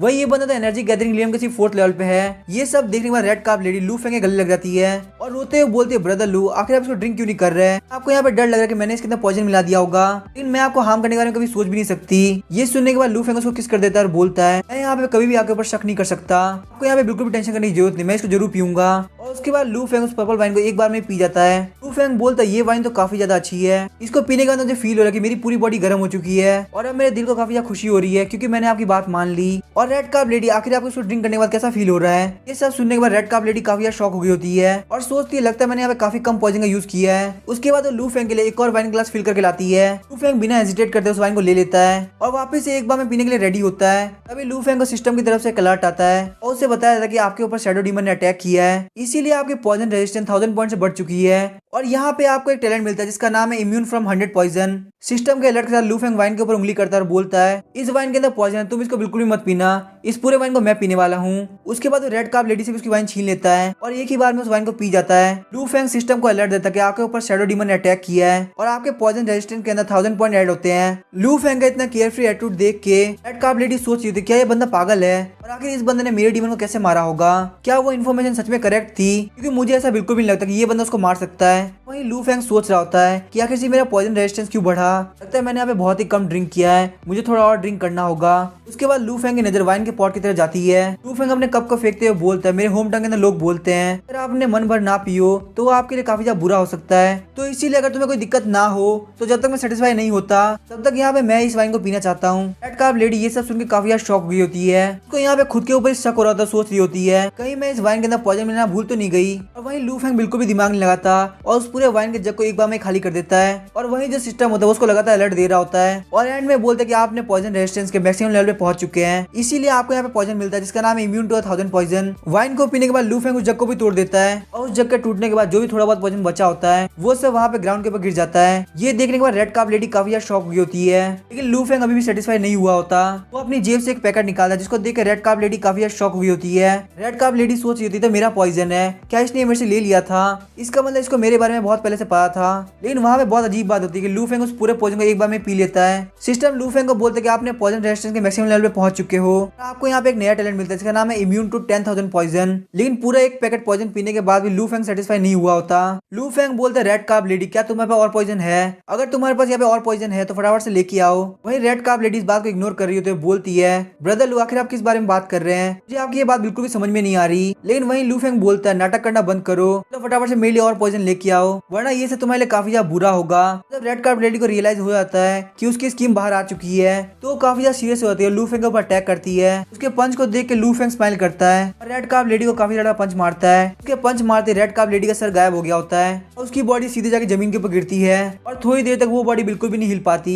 लेकिन तभी उसके सर के आसपास ब्लैक कलर की मिस्ट आने लगती है और जैसे जैसे वो मिस्ट और ज्यादा बढ़ने लगती है वो अपने फेस को वापस से रिकवर कर लेती है। इससे पहले वो कुछ आगे बोल पाती लू फेंग उसके आधे सर को किक मार के उड़ा देता है इसके बाद लू फेंग बोलता तुम मुझे यहाँ पे ब्रदर लू बोल रही हो और मुझे और पॉइजन नहीं दे रही। इसके बाद क्या तुम्हें लगता है कि तुम मुझे ब्रदर लू कहना डिजर्व करती हो? लू फेंग के तानों को सुनने के बाद रेड कार्प लेडी रिवील करती है कि मैं कोई रेड कार्प लेडी नहीं हूँ, बल्कि मैं हूँ शैडो डीमन, जो कि 7 डीमन जनरल में से 7th रैंक पे आती है। रेड कार्प लेडी बहुत ज्यादा गुस्से में हो गई होती है और उसके गुस्से की वजह से पूरे रूम के अंदर ब्लैक कलर की मिस्ट फैल गई होती है। लू फेंग इस फीलिंग को पहले ही फील कर चुका था। लू फेंग बोलता तुम लोग इस डार्क डोमेन को काफी ज्यादा वैल्यू करते हो, उसके बावजूद फाइट के अंदर इसको इतनी जल्दी यूज कर लेना ये काफी ज्यादा शर्म की बात है। जहाँ तक मुझे ध्यान है 7 डीमन जनरल्स के लिए काफी ज्यादा प्रीसियस अटैक है, और अगर मैं यहाँ पे मिस्टेक नहीं कर रहा तो तुम्हारा रैंक 2 है जिसका नाम है शैडो डीमन। जब रेड कार्प लेडी देखती है कि उसका आइडेंटिटी एक्सपोज हो चुका है तो वो बिल्कुल भी पैनिक नहीं करती और अपने आप को एक ब्लैक कलर की मिस्ट के अंदर चेंज कर लेती है। लू फेंग भी अदर डायमेंशनल स्पेस से अपने वेपन को बाहर निकाल लेता है। लू फेंग को अपने पीछे से किलिंग इंटेंट फील हो रहा होता है, तभी वो अपने शॉट को पीछे करते हुए रेड कार्प लेडी के अटैक को ब्लॉक कर लेता है। जैसे ही वो पीछे घूमता है वो देखता है कि वो गायब हो चुकी है और वो वापस से लू फेंग के पीछे आती है। लू फेंग को काफी ज्यादा पंच मारती है। सिस्टम लू फेंग को नोटिफाई करता है कि आपके ऊपर शैडो डीमन ने अटैक किया है, इसीलिए आपका शैडो एट्रीब्यूट 100 पॉइंट से इंक्रीज होता है। लू फेंग को बिल्कुल भी समझ में नहीं आ रहा होता आखिर ये शैडो एट्रीब्यूट होता क्या है, लेकिन अभी वो यहाँ पे शैडो डीमन के ऊपर फोकस करता है और अपनी आंखों को बंद कर लेता है। वो यहाँ पे अपने आसपास के चेंजेस को फील कर रहा होता है और अपने स्वॉर्ड को घुमाते हुए रेड कार्प लेडी के ऊपर अटैक करता है, लेकिन लू फेंग के स्वॉर्ड से सिर्फ रेड कार्प लेडी का बाल कटता है। उसके बाद लू फेंग उसके ऊपर लगातार अटैक करता रहता है और आखिर में एक अटैक करके उसके फेस के ऊपर काफी ज्यादा दाग कर देता है। लू फेंग उसको वापस ताना मारता है और बोलता है तुम यहाँ पे सेकंड रैंक चापलूसी करके बनी हो, क्योंकि तुम बिल्कुल भी मेरे डीमन की तरह पावरफुल नहीं लग रही। तुम्हें यहाँ पे पक्का भरोसा है कि तुम 7 डीमन जनरल में से सेकंड रैंक हो, क्योंकि तुम मुझे काफी ज्यादा वीक लग रही हो। लेकिन तभी वो शैडो डीमन काफी ज्यादा गुस्सा हो जाता है और हंसते हुए रेड कार्प लेडी के फेशियल स्किन को उतारते हुए फेंक देता है। शैडो डीमन बोलता लगता है ब्रदर लू ने मुझे काफी अंडरएस्टिमेट कर लिया, तो चलो ठीक है मैं आपको अपनी असली स्किल दिखाता हूँ और आपके साथ एक प्रॉपर फाइट करता हूँ। रेड कार्प लेडी के बॉडी के अंदर से एक शैडो फिगर बाहर निकलता है और उसकी ब्यूटीफुल सी बॉडी की स्किन को बाहर फेंक देता है और ये शैडो लगातार लू फेंग को ब्रदर लू बोल रहा होता है, जिससे लू फेंग को अपने से थोड़ी देर पहले करी हुई हरकत याद आती है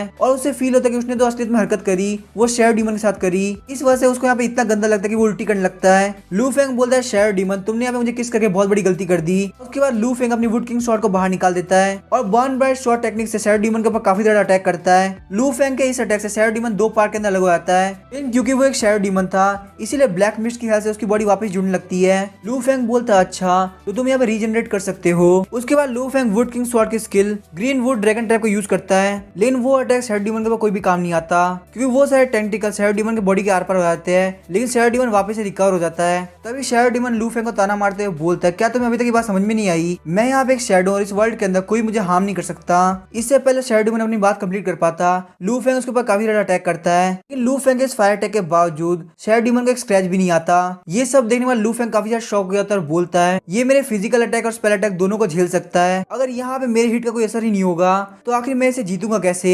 और अब मुझे बात समझ में आ चुकी है कि मेरे डीमन की रैंक इससे कम क्यों है।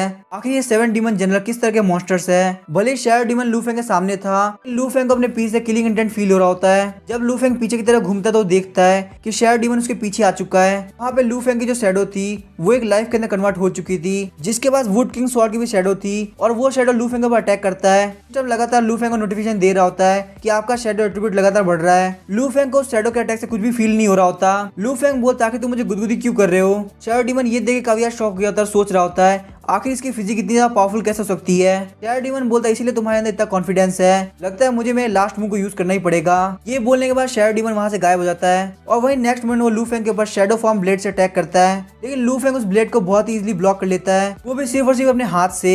सिस्टम लू फेंग को नोटिफिकेशन देता है कि आपके ऊपर यहाँ पे शैडो डीमन ने अटैक किया है, आपका शैडो एट्रीब्यूट 1000 पॉइंट से इंक्रीज हो जाता है और सिस्टम आपको कांग्रेचुलेट करना चाहेगा क्योंकि आपने शैडो एट्रीब्यूट की लिमिट को ब्रेक कर दिया है। तो यहाँ पे एक एबिलिटी मिलती है जिसका नाम है शैडो स्वैप। आप किसी वक्त किसी भी कनेक्टेड शैडो के अंदर मूव कर सकते हैं। अगर यहाँ पे कोई भी शैडो कनेक्टेड नहीं है तो ये स्किल बिल्कुल भी एक्टिवेट नहीं होगी। और ये स्किल मिलने के बाद लू फेंग को समझ में आ जाता है आखिर शैडो डीमन बार बार उसके पीछे कैसे आ जा रहा था। उसकी वजह ये थी कि shadow demon limitless instant movement कर सकता है क्योंकि उसने यहाँ पे अपनी डार्क डोमेन बना रखी है। लू फेंग बोलता है सच में डार्क डोमेन काफी ज्यादा बढ़िया चीज है। तभी लू फेंग वहाँ पे एक्टिंग करने लगता है कि वो वहाँ पे इंजर्ड हो चुका है। वो जमीन पे गिरते हुए बोलता है मुझे यहाँ पे काफी ज्यादा दर्द हो रहा है, तुमने जो अभी मेरे पास स्लैश लगाया उससे मेरी सारी मेडिसिन कट चुकी है, तुम 7 डीमन जनरल के सेकंड रैंक पे होने के लायक हो। आज मैं लू फेंग तुम्हें डिक्लेयर करता हूँ कि तुम इन सारे डीमन में सबसे ज्यादा स्ट्रॉन्गेस्ट हो। शैडो डीमन पीछे की तरफ हटता सोच रहा होता है डार्क डोमेन को मेंटेन करने में मेरी काफी ज्यादा एनर्जी जा रही है, मुझे यहाँ पे पे कैसे भी करके यहाँ से निकलना होगा ताकि मैं लू फेंग को हराने का दूसरा रास्ता ढूंढ सकूं। उसके बाद शैडो डीमन बोला तुम्हारी एक्टिंग काफी ज्यादा खराब है। ये बोलने के बाद वो वहाँ से गायब हो जाता है। लू फेंग वहाँ पे कुछ भी नहीं बोल पा रहा होता और सोचता है क्या तुम्हें यहाँ पे ड्रामा समझ में नहीं आता, तुम्हें यहाँ पे मेरी एक्टिंग को सराहना चाहिए था। अगर आज मैंने तुम्हें यहाँ पे भागने दिया तो आखिर मैं लू फेंग कैसे रहूंगा। उसके बाद लू फेंग शैडो स्वेप का यूज करते वहाँ से गायब हो जाता है और वहाँ पे शैडो डीमन का पीछे करने लगता है। पीछे करते करते लू फेंग फिनिश ट्री काउंटी से भी बाहर निकल गया होता है। शैडो डीमन जिसकी एनर्जी बहुत ज्यादा कम बची होती है वो वहाँ पे काफी स्पीड से भाग रहा होता है, लेकिन साथ में वो काफी ज्यादा थक गया होता है। शैडो डीमन वहाँ पे छुप गया होता है, लेकिन अचानक से वो देखता है कि लू फेंग उसके पास पहुंच चुका है। शैडो डीमन फटाफट से वहाँ से पीछे हटता है और बोलता आखिर तुम हो कौन और आखिर तुम यहाँ पे मेज स्किल को कैसे यूज कर पा रहे हो, या तुम भी मेरी तरह शैडो क्लैन से बिलोंग करते हो। लू फेंग बोलता है मैं यहाँ पे कौन हूँ वो जरूरी नहीं है, यहाँ पे मैटर ये है कि जब मैं एक्टिंग कर रहा था तो तुमने मेरा साथ क्यों नहीं दिया। ये बोलते हुए लू फेंग फटाफट शैडो डीमन को पकड़ लेता है, लेकिन शैडो डीमन वापस से वहाँ पे गायब हो जाता है और शैडो डीमन वापस से लू फेंग से काफी ज्यादा दूर चला जाता है। लेकिन तभी उसके सामने अचानक से एक रैबिट आ जाता है। इसको देख के शैडो डीमन काफी ज्यादा डर गया होता है। जब वो देखता है कि ये एक रैबिट है तो वो काफी ज्यादा रिलैक्स हो जाता है, लेकिन जैसे ही वो रैबिट वहाँ चला जाता है लू फेंग अचानक से उसके पास पहुंच जाता है। लू फेंग बोलता है तुम्हें पता है आखिर वो रैबिट तुमसे दूर क्यों भागा, क्योंकि उसे यहाँ पे तुमसे बड़ा खतरा दिख गया होगा, क्योंकि कोई और नहीं बल्कि मैं हूँ। तभी लू फेंग वहाँ पे हंसने लगता है, जिसको देख के शैडो डीमन काफी ज्यादा डर गया होता है। शैडो डीमन जोर चिल्लाने लगता है और बोलता है प्लीज मेरी कोई हेल्प करो, यहाँ पे मेरे ऊपर एक डीमन ने अटैक कर दिया है। लेकिन तभी वो बोलता है एक मिनट रुको, यहाँ पे डीमन तो मैं हूँ। और सिचुएशन को रियलाइज करने के बाद शैडो डीमन वापस से लू फेंग से दूर चला जाता है और उसके बाद वो लू फेंग से बोलता है हम दोनों शैडो स्वैप को यूज कर सकते हैं, तो इसीलिए एक दूसरे का पीछा करने में कोई मतलब नहीं है ना, हम इस रनिंग को यहीं पे क्विट कर दें। लू फेंग बोलता नहीं ऐसा नहीं होने वाला, अगर मैं आज तुम्हें यहाँ पे फिनिश नहीं करूंगा तो आखिर मेरा नाम बरकरार कैसे रहेगा। मेरे यहाँ पे कोई भी प्लान नहीं है तुमको छोड़ के अपने नाम को खराब करने का, और वैसे भी तुम एक शैडो जो कि सिर्फ डार्कनेस के अंदर अपीयर होता है और जहाँ पे सनलाइट होगी वहाँ पे कोई भी शैडो नहीं आएगा। तभी लू फेंग को रियलाइज होता है कि शैडो स्वैप से बचने के लिए उसे यहाँ पे शैडोज को खत्म करना होगा और शैडोज को खत्म करने का सबसे अच्छा तरीका है लाइट। और उसके बाद लू फेंग शैडो डीमन को बोलता है क्या तुम लाइट के अंदर भरोसा करते हो। उसके बाद वो अपनी फायर मास्टर टैलेंट को एक्टिवेट करता है, अपने आस पास फ्लेम्स को एक्टिवेट कर देता है। वो अपने फायर को इस तरीके से यूज करता है कि पूरे फॉरेस्ट के अंदर दिन की तरह लाइट हो जाती है और शैडो डीमन जो कि बिल्कुल इंक की तरह डार्क है उसको लाइट के अंदर बिल्कुल भी छूटने की जगह नहीं मिल रही होती, और यही वजह कि वो अपनी शैडो स्वैप को यूज नहीं कर पा रहा होता। और वहीं पे लू फेंग उसको देख लेता है। जैसे शैडो डीमन वहां से भागने का ट्राई करता है वो देखता है कि लू फेंग ने उसके हर एक रूट को ब्लॉक कर दिया है। खुद को इतना ज्यादा कॉर्नर फील करने के बाद भी शैडो डीमन बोलता है भले ही तुमने मेरे रूट को ब्लॉक कर दिया हो लेकिन इससे क्या ही फर्क पड़ेगा, मैं तुम्हारी बॉडी के अंदर भी फील कर सकता हूँ, तुम्हारी शैडो एनर्जी काफी ज्यादा कम हो चुकी है, अगर हम दोनों इस फाइट को ऐसे जारी रखेंगे तो हम दोनों में से किसी को कुछ नहीं मिलेगा। तभी लू फेंग बोलता लगता तुमने मुझे गलत समझ लिया, मैंने तुम्हें यहाँ पे मारने के लिए ट्रैप नहीं किया। सुनकर शैडो डीमन काफी ज्यादा शॉक हो जाता है, फिर तुम यहाँ पे क्या बोल रहे हो, तुम मुझे मारना नहीं चाहते या तुम्हें मुझसे ब्लड डीमन सेट के बारे में इन्फॉर्मेशन चाहिए या फिर तुम मुझसे उस पॉइजन के बारे में पूछना चाहते हो। लेकिन तभी लू फेंग उसको क्लैरिफाई करता है मुझे ब्लड डीमन सेट के अंदर कोई इंटरेस्ट नहीं, ना ही मुझे तुमसे और पॉइजन चाहिए, मैं बस यहाँ पे ये चाहता हूँ कि तुम मुझे बहुत बुरी से मारो, अगर मैं तुम्हारे अटैक से सेटिस्फाई हो गया तो मैं तुम्हें जाने दूंगा। शैडो डीमन इस बात से काफी ज्यादा शॉक गया होता है और बोल रहा होता है क्या ये लू फेंग पागल है। वो अपने हाथ को मोड़ लेता है और बोलता है मैं तुम्हें अटैक नहीं करने वाला।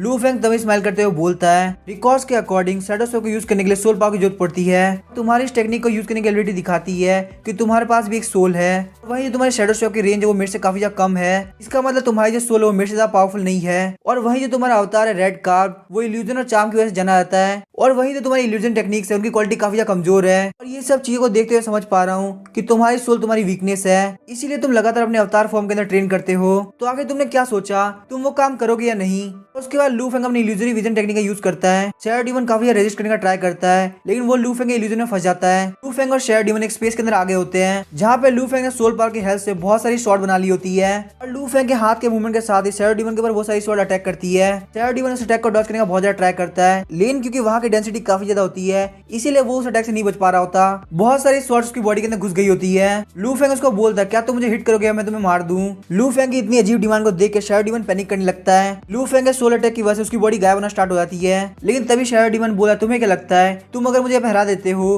तो इसका मतलब तुम जीत जाओगे, तुम जो यहाँ पे देख रहे हो वो सिर्फ एक क्लोन है, तुम्हारी सोल पावर भले मेरे क्लोन से ज्यादा हो लेकिन मुझसे ज्यादा नहीं हो सकती। 2 साल के अंदर मैंने अपना टाइम वेस्ट नहीं किया, मेरी सोल अब मेरी वीकनेस नहीं रही। अभी लू फेंग बोला तुम मुझे बस एक बात बताओ या फिर तुम मुझे हिट करोगे या फिर मैं तुम्हें मार दूं। और आखिर तुम यहाँ पे इतनी बात क्यों कर रहे हो, तुम्हें नहीं पता सारे विलेंस इसलिए मारे जाते हैं क्योंकि वो लोग बहुत ज्यादा बात करते हैं। ये बोलने के बाद लू फेंग अपनी वुड किंग स्वॉर्ड को ऊपर की तरफ करके बहुत जोर चिल्लाता है सारी स्वॉर्ड फटाफट से आके एक साथ जुड़ जाओ, और हम देखते जो भी स्वॉर्ड जमीन के अंदर लगी होती है वो सारी स्वॉर्ड एक हो जाती है। और एक हो कि वो स्वॉर्ड बहुत ही ज्यादा बड़ी बन चुकी होती है। वो स्वॉर्ड सीधे आके शैडो डीमन के ऊपर लगता है। वहाँ पे काफी ज्यादा धमाका होता है। वहाँ से शैडो डीमन पूरी से गायब हो गया होता है। यहाँ तक कि उसकी जो थोड़ी सी सोल बाकी होती है वो भी धीरे धीरे गायब हो रही होती है। लू फेंग एंड में ही बोलते या फिर तुम मुझे हिट करो या फिर मैं तुम्हें मार दूंगा।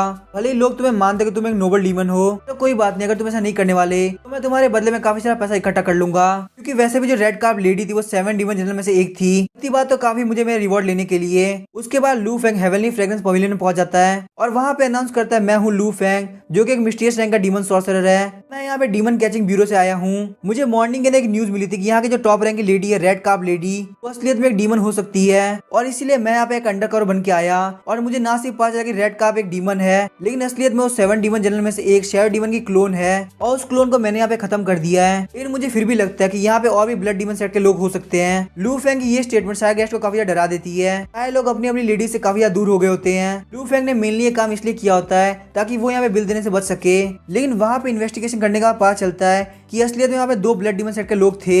और क्योंकि लू फेंग ने हेवनली फ्रेगमेंट पवेलियन के ऊपर जो भी आरोप लगाए थे सभी कंफर्म हो गए थे, इसी वजह से उस पवेलियन की मैडम लू फेंग के सामने आती है और लू फेंग के हाथ में अपना रुमाल देते हुए उसको वहाँ पे इन्वाइट करती है कि वो वहाँ पे मैटर्स को डिस्कस कर सके। और जब लू फेंग उसके साथ चला आता है तो वो सीधे अपने मेन पॉइंट पे आती है। लू फेंग यहाँ पे हेवनली फ्रेग्रेंस पवेलियन के फेवर में ही बोले, वरना इन लेडीज के लिए बहुत बड़ी दिक्कत हो जाएगी। और लू फेंग को जो उस मैडम ने रुमाल दिया था वो उसको अपने हाथ में लेके झटकने लगता है, लेकिन उसके अंदर कुछ भी नहीं होता।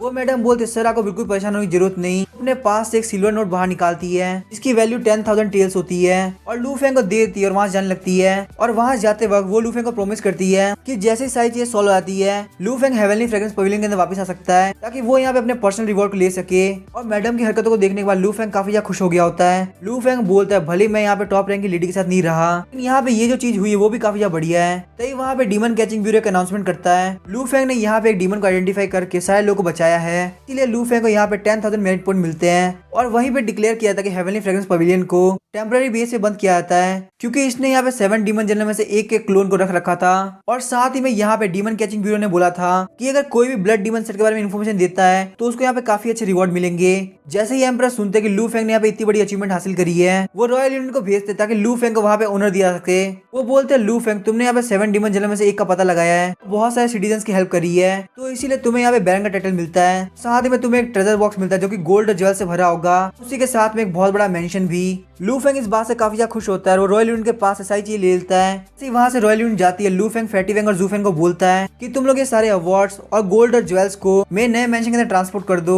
लू फेंग प्लान करता है कि वो यहाँ पे सबसे पहले घर जाएगा और जाके अपनी बॉडी को कल्टीवेट करेगा, तो उसके बाद में उन लोगों से मेंशन में मिलेगा। फिर लू फेंग जैसे ही अपने रेजिडेंस से पहुंचता है वो 2 बोतल एलेक्सी का यूज करते हुए मेडिसिनल बाथ लेने लगता है और साथ ही में बाथ लेते लेते कल्टीवेट भी कर रहा होता है। जहाँ एक तरफ वो इंटरनली कल्टीवेट कर रहा होता है वहीं बाहर से वो एलेक्सी का बाथ ले रहा होता है। इन दोनों कंबाइन करने की वजह से लू फेंग फाइनली ब्रेक थ्रू कर लेता है और सिस्टम बताता है कि आपने एनर्जी गैदरिंग रिले के 5th लेवल पहुंच चुके हो। लू फेंग अपने अंदर की प्योर ब्राइट प्राइमल एनर्जी को वूजी प्राइमल एनर्जी के अंदर चेंज कर देता है। इस वजह से लू फेंग की फाउंडेशन और भी ज्यादा पावरफुल हो गई होती है। लेकिन इससे पहले लू फेंग अपनी अचीवमेंट को ज्यादा देर तक एंजॉय कर पाता, उसकी ब्लड एनर्जी कंट्रोल से बाहर जाने लगती है और उसको वहाँ पे काफी ज्यादा पेन फील होने लगता है। लू फेंग यही सोच रहा होता है कि आखिर यहाँ पे क्या हो रहा है, क्या मेरे वापस से ब्रेक थ्रू होने वाला है। लेकिन यहाँ पे ऐसा लू फेंग के साथ पहली बार हो रहा है, इसी वजह से उसको बिल्कुल भी नहीं पता कि आखिर वो इसको कैसे हैंडल करे, तो इसीलिए वो लगातार कल्टीवेट करने की सोचता है। फिर देर बाद हम देखते हैं वो जो मेडिसिनल लिक्विड होता है वो वहाँ पे बॉयल होना स्टार्ट हो जाता है। लू फेंग वहाँ पे बहुत जोर से चिल्लाता है और लू फेंग की बॉडी के अंदर एक बहुत बड़ा ड्रैगन बाहर निकलता है। वो जो ड्रैगन होता है वो एक डार्क रेड क्रोकोडाइल ड्रैगन होता है।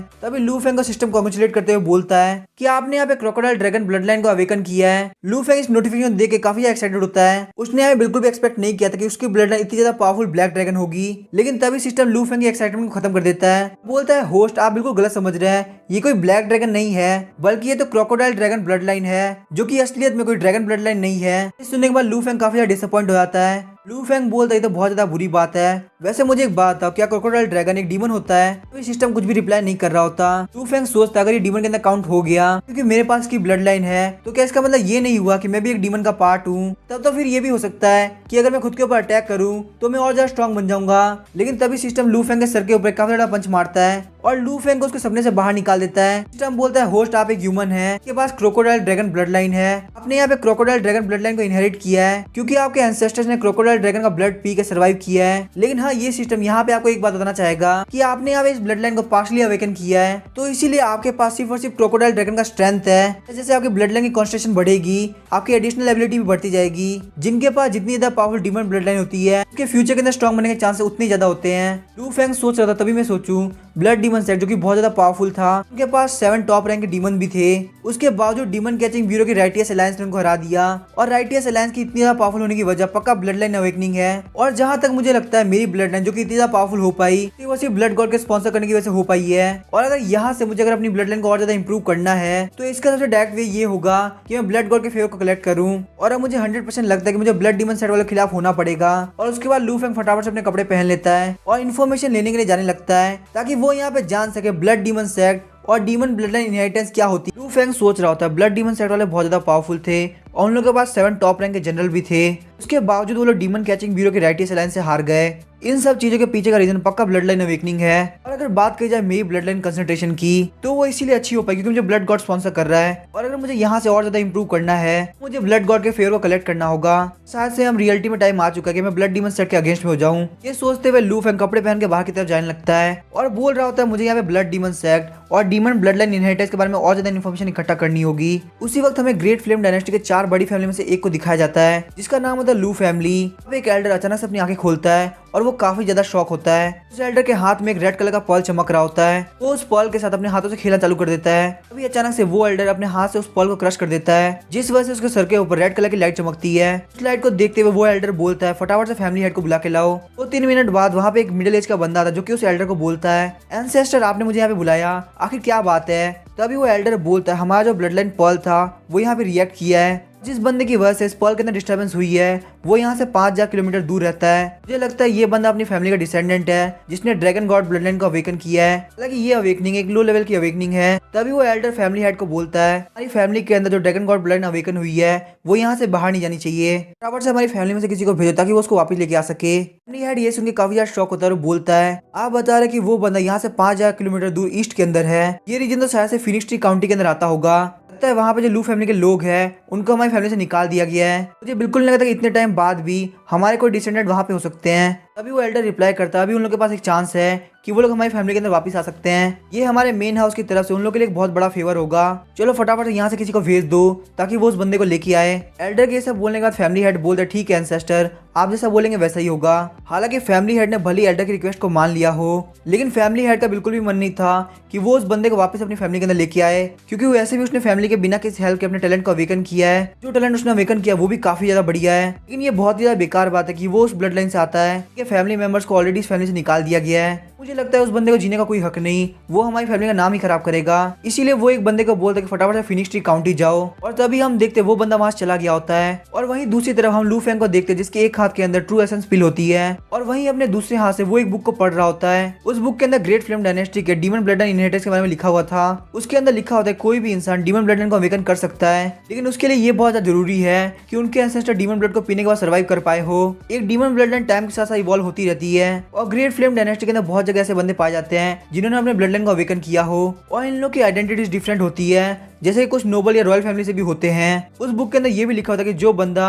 अपनी डीमन ब्लड लाइन को फुल्ली अवेकन कर लेगा तो वो अपने ओरिजिनल एसेंस ब्लड को भी कल्टीवेट कर सकता है और इसको कल्टीवेट करने से आपके ड्रॉप ऑफ ब्लड से रीबर्थ करने के पोटेंशियल बढ़ जाता है। वहीं पे अगर आपको ओरिजिनल एसेंस ब्लड को कंडेंस करना है आपको अपनी ब्लड एनर्जी को इकट्ठा करना होगा और ये जो प्रोसेस होती है वो काफी ज्यादा पेनफुल होती है। इसके अंदर आपका वाइटल एसेंस लगातार एक्सट्रैक्ट हो रहा होता है। ये वार्निंग देखने के बाद भी लू फेंग फटाफट ट्रू एसेंस पिल को खा लेता है। लू फेंग के दिमाग में बस ये चल रहा होता है एक एक्स्ट्रा लाइफ मिलने का चांस किसी भी पेन से बहुत ज्यादा है। उसके बाद लू फेंग वहाँ पे कल्टीवेट करना स्टार्ट कर देता है। कल्टीवेट करते हुए उसकी बॉडी के अंदर ब्लू ऑरा निकल रहा होता है। थोड़ी देर कल्टीवेट करने के बाद ही हम देखते हैं कि लू फेंग के फेस से पसीना आने लगता है। उस कल्टीवेशन टेक्निक को प्रैक्टिस करते हुए उसे काफी ज्यादा पेन फील हो रहा होता है। धीरे धीरे उसका ऑरा ब्लू से रेड होने लगता है। अचानक से लू फेंग अपनी आंखें खोलता है और काफी जोर से चिल्लाता है। उसका जो रेड ऑरा होता है वो और भी ज्यादा बढ़ गया होता है। लू फेंग वहाँ बिल्कुल भी होल्ड बैक नहीं कर पाता और जमीन के ऊपर गिर जाता है। हम देखते धीरे धीरे उसका ऑरा भी गायब हो रहा होता है। लेकिन तभी हम देखते अचानक से उसके सामने एक रेड कलर का पर्ल अपीयर होता है जो कि लू फेंग के रेड कलर के ऑरा को एक जगह पे इकट्ठा करने लगता है। तभी अचानक से लू फेंग के सामने ब्लड रेड एसेंस का एक ड्रॉप आता है। लू फेंग वहाँ पे खुद को नहीं रोक पाता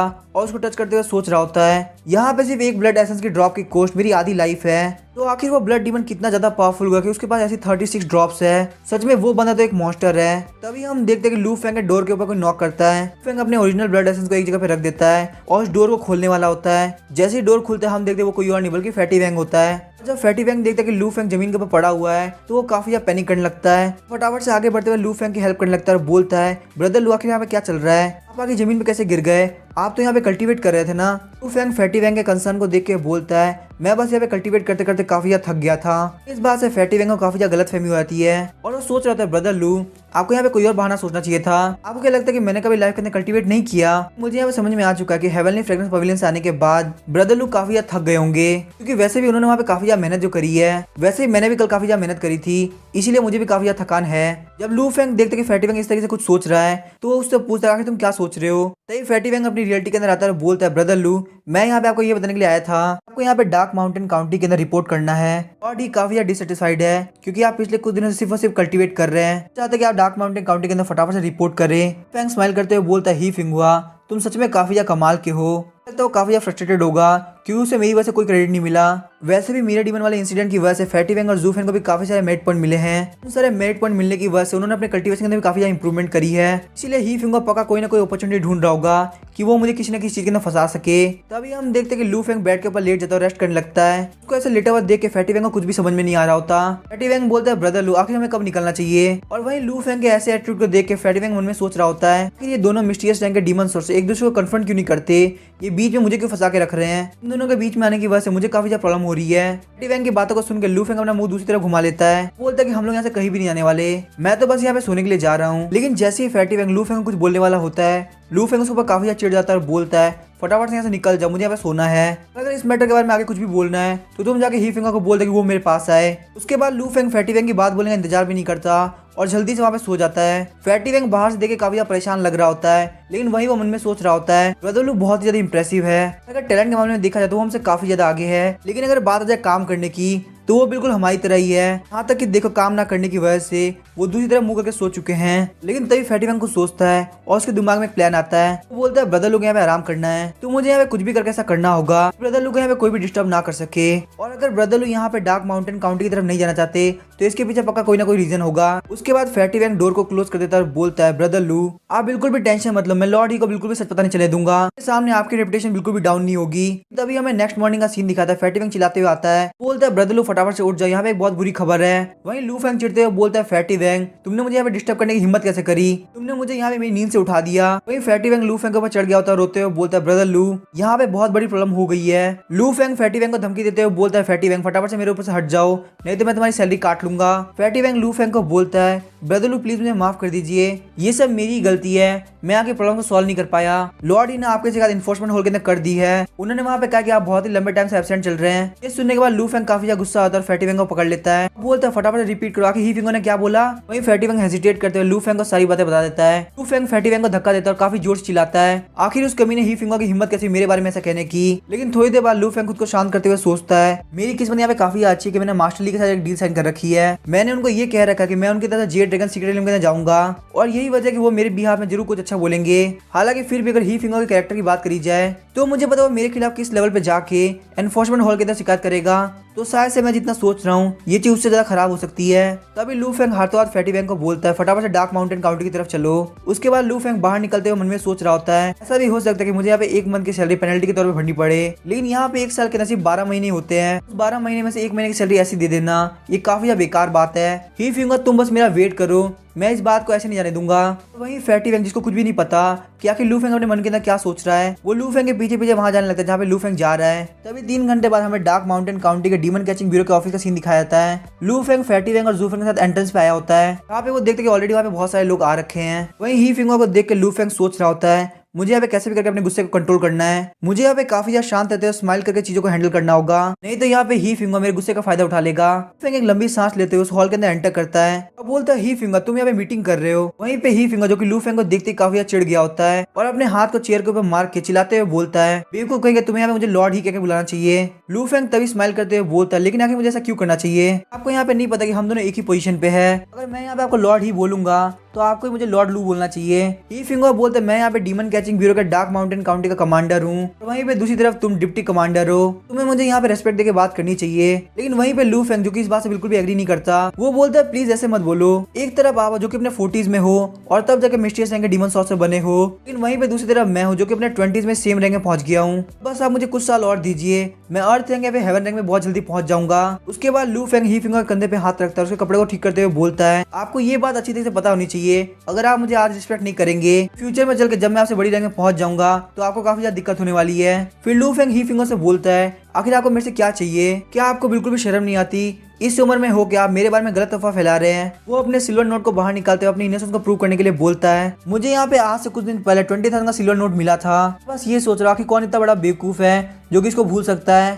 ही फिंगर को रियलाइज होता है कि वो तो उसका पैसा है, और जब वो उस पैसे को देखता है तो उसके मन के अंदर उसके नाक से खून आने लगता है। ही फिंगर सबके सामने एडमिट नहीं कर सकता कि ये पैसा उसका है। इस अपॉर्चुनिटी का फायदा उठाते हुए ही फिंगर बोलता है आज की मीटिंग इसलिए रखी ताकि हम लोग डार्क माउंटेन काउंटी के डीमंस को मारने के लिए यहाँ मिशन को प्रोवाइड कर सके। लू फेंग को इन सारी चीजों कोई फर्क नहीं पड़ रहा होता। ही फिंगर बोलता है लगता है लू फेंग को यहाँ पे बिल्कुल भी इंटरेस्ट नहीं आ रहा। क्या हम पहले यहाँ पे तुम्हारे रीअसाइनमेंट को डिस्कस कर ले ताकि तुम यहाँ पे जल्दी जा सको? तभी लू फेंग स्माइल करते हुए ही फिंगर को बोलता है लास्ट टाइम मुझे 7 डीमन जनरल से फाइट करने के लिए भेज दिया गया था, मैं बस ये सोच रहा था कि आखिर मुझे इस टाइम कौन सा मिशन मिलेगा। लू फेंग की ये सारी बातें सुनने के बाद ही फिंगर आगे कंटिन्यू करता है कि अब लू फेंग मिस्टीरियस रैंक का डीमन सॉर्सर बन चुका है। वहीं पे जो ब्लैक वाटर विलेज है जिसके लिए तुम रिस्पॉन्सिबल थे वो ऑलरेडी डिस्ट्रॉय हो चुका है। इसीलिए मैंने यहाँ पे डिसाइड किया कि तुम्हें यहाँ पे डार्क माउंटेन काउंटी के सारे डीमंस को मारना होगा, तुम्हारे लिए ये मिशन बिल्कुल परफेक्ट रहेगा। वहीं पे लू फेंग ही फिंगर को इस बारे में कुछ भी नहीं बोलता क्योंकि यहाँ पे डीमन से फाइट करना उसके लिए एक रिवॉर्ड है, इसीलिए वो इस मिशन को फटाफट से एक्सेप्ट कर लेता है। लेकिन वहीं पे लू फेंग ही फिंगर से क्वेश्चन पूछता है अगर मैं यहाँ पे डार्क माउंटेन काउंटी के सारे डीमंस को मारने का मिशन ले रहा हूँ आखिर ही फिंगर तुम यहाँ पे क्या करने वाले हो? ही फिंगर बोलते मैं पीछे बैठ के तुम लोग के लिए स्ट्रेटेजी बनाऊंगा।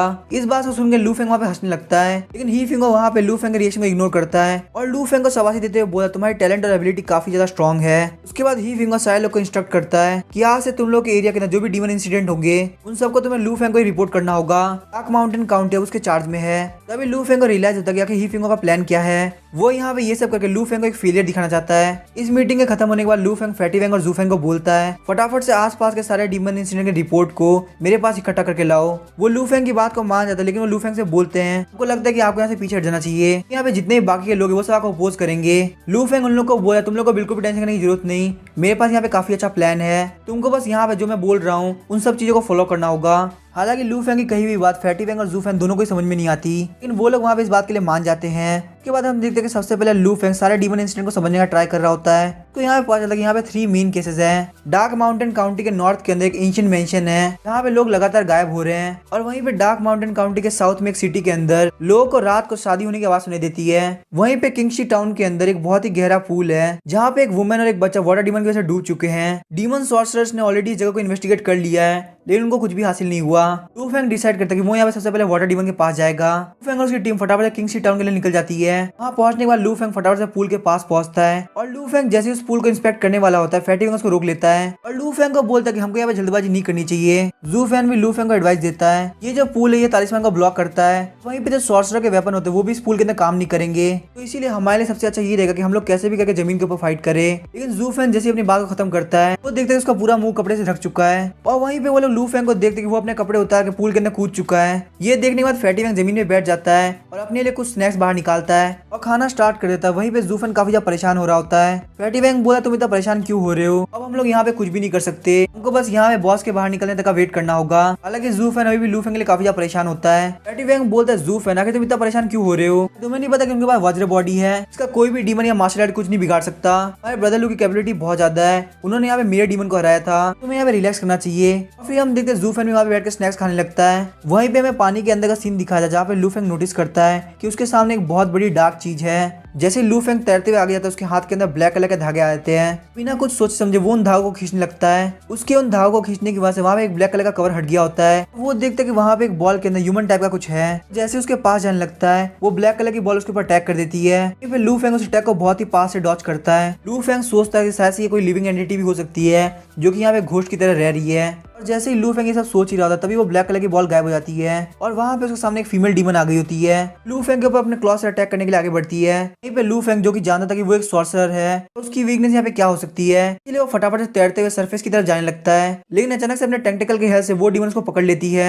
अभी लू फेंग को वहाँ पे सिस्टम नोटिफिकेशन देता है कि आपके पास वाटर घोस्ट ने अटैक किया है, इसीलिए आपका वाटर एट्रीब्यूट +1 पॉइंट से इंक्रीज होता है। लू फेंग नोटिफिकेशन सुन के काफी शॉक होता है क्योंकि उसके वाटर एट्रीब्यूट पॉइंट के अंदर काफी कम पॉइंट इंक्रीज हुए होते हैं। लू फेंग वहीं पे सोच रहा होता है कहीं ऐसा नहीं कि मैं यहाँ से भागने का ट्राई कर रहा हूँ इसलिए मेरे पॉइंट काफी कम इंक्रीज हो रहे हैं, इसलिए लू फेंग चुपचाप समय पड़ा रहता है। वहाँ पे लू फेंग के पास आधे घंटे तक नोटिफिकेशन आते हैं कि आपके यहाँ पे वाटर एट्रीब्यूट के अंदर +1 पॉइंट इंक्रीज हो गया है। लेकिन तभी लू फेंग के पास एक नया अलर्ट आता है, आपका वाटर एट्रीब्यूट यहाँ पे अपनी लिमिट पे पहुंच चुका है। आपने जो यहाँ पे टैलेंट एक्वायर किया उसका नाम है अंडर वाटर ब्रीथिंग टेक्निक। ये सब सुनने के बाद लू फेंग अचानक से रिएक्ट करता है। लू फेंग फटाफट से हिलने लगता है और ट्राई कर रहा होता है कि वो कैसे भी करके उस वाटर डीमन के हाथों से छूट जाए। और वहीं पे ये सब देख के वाटर डीमन काफी ज्यादा शॉक हो रही होती है। वो बस ये सोच रही होती है आखिर ये बंदा इतनी देर तक डूबा क्यों नहीं, ये यहाँ पे पानी के अंदर काफी ज्यादा देर से है। उसके बाद वाटर डीमन अपने हेयर को कंट्रोल करते हुए लू फेंग गले को दबाने लगती है ताकि वो यहाँ पे लू फेंग का गला दबा के उसको मार सके। लेकिन उस वाटर डीमन का बिल्कुल भी नहीं पता कि लू फेंग को बस इतना फील हो रहा है कि कोई अपने बाल से लू फेंग के गले को स्क्रैच कर रहा है। तभी अचानक से लू फेंग अपने गले को स्क्रैच करता है, गलती से वाटर डीमन का बाल वहाँ पे टूट जाता है। ये देखने के बाद वो वाटर डीमन काफी ज्यादा शॉक हुई होती है और सोच रही होती है आखिर ह्यूमन दूसरे लोगों से अलग क्यों है, ऐसा तो नहीं कि ये बंदा कोई ह्यूमन ना हो बल्कि एक डीमन हो। वहीं पे लू फेंग जो कि खुद को ऐसे दिखा रहा हो जैसे कि उसको कुछ हुआ ही ना हो। उसके बाद वो काफी स्पीड से वाटर डीमन की तरफ आगे बढ़ने लगता है। उसके बाद लू फेंग वाटर डीमन के बालों को पकड़ता है और अपने पैरों को बांध लेता है। वो यहाँ पे वाटर डीमन को ये भरोसा दिलाना चाहता था कि वो काफी ज्यादा स्ट्रगल कर रहा है और बस मरने वाला है। लेकिन वहीं पे वाटर डीमन को लू फेंग के इंटेंशन पता चल जाते हैं। वो लू फेंग के हाथ में बड़े बाल को तोड़ते हुए वहां से भागने लगती है। वाटर डीमन बोलते तुम्हें क्या लगता है कि मैं कोई बेवकूफ हूँ जो मुझे तुम्हारा नाटक पता नहीं चलेगा। वहीं पे लू फेंग जो कि इस वाटर डीमन के बालों को देख रहा होता है काफी ज्यादा डिसअपॉइंटमेंट से भर गया होता है क्योंकि उसकी एक्टिंग स्किल काफी ज्यादा बेकार है। मैं यहाँ पे दूसरी बार अपनी एक्टिंग स्किल किसी डीमन को बेवकूफ नहीं बना पाया। उसके बाद लू फेंग उस वाटर डीमन के बाल को फेंक देता है। बोलता है तुम शायद डीमन मेरी एक्टिंग स्किल पे काफी ज्यादा डाउट करते हो। इस बात से मुझे काफी ज्यादा गुस्सा आता है और मैं इस बात को ऐसे नहीं जाने दूंगा। अगर मैंने तुम्हारी बॉडी के अंदर से सारा वाटर एट्रीब्यूट नहीं ले लिया तो मैं अपने नाम के आगे से अपने सरनेम हटा दूंगा। उसके बाद लू फेंग अपनी एनर्जी को गैदर करते हुए काफी स्पीड से वाटर डीमन के पास आ गया होता है क्योंकि अपनी एनर्जी को रिलीज करने से लू फेंग की स्पीड काफी ज्यादा होती है, इसलिए वो ब्रेक लगाने के लिए वाटर डीमन के शोल्डर का यूज करता है। पावरफुल इंपैक्ट की वजह से वाटर डीमन पूरी से हिल गई होती है। लू फेंग वहाँ पे घूमते हुए वाटर डीमन के सामने आ गया होता है और बोलता है तुम्हें क्या लगता है तुम मेरे से भाग सकती हो। इससे पहले वाटर डीमन कुछ भी रिएक्ट कर पाती लू फेंग उसके सर को पकड़ लेता है। फिर लू फेंग बोलता है तुमसे डील करने के लिए मुझे बहुत ही बेसिक मेथड का यूज करना पड़ेगा। तुम्हें ये सुन के काफी ज्यादा बुरा लग रहा है, लेकिन वहीं पे जो वाटर डीमन होती है वो कुछ भी रेस्पॉन्ड नहीं कर रही होती। अचानक से वाटर डीमन अपना मुंह खोलती है और काफी जोर से चिल्लाने लगती है। इस वजह से वहाँ पे काफी सारी वाटर स्वॉर्ड आते हैं जो कि लू फेंग के ऊपर अटैक करती है। लेकिन तभी लू फेंग को सिस्टम बताता है कि आपके ऊपर यहाँ पे वाटर डीमन ने अटैक किया है, आपका जो वाटर एट्रीब्यूट है वो उसकी लिमिट पे पहुंच चुका है। आपको यहाँ पे एक और नया टैलेंट मिलता है जिसका नाम है वाटर कंट्रोल। ये अलर्ट सुनने के बाद लू फेंग और ज्यादा एक्साइटेड हो जाता है और बोलते हैं मैंने यहाँ पे बिल्कुल भी एक्सपेक्ट नहीं किया था कि एक वाटर डीमन इतनी ज्यादा वीक हो सकती है, लेकिन इतनी ज्यादा वीक होने के बावजूद तुमने मुझे 2 एबिलिटी दी है। और वहीं पे जब वाटर डीमन देखते कि लू फेंग को कुछ भी नहीं हुआ तो वो काफी ज्यादा शॉक हो जाती है और वो वापस अपने मुंह को खोल के लू फेंग के ऊपर अटैक करने वाली होती है।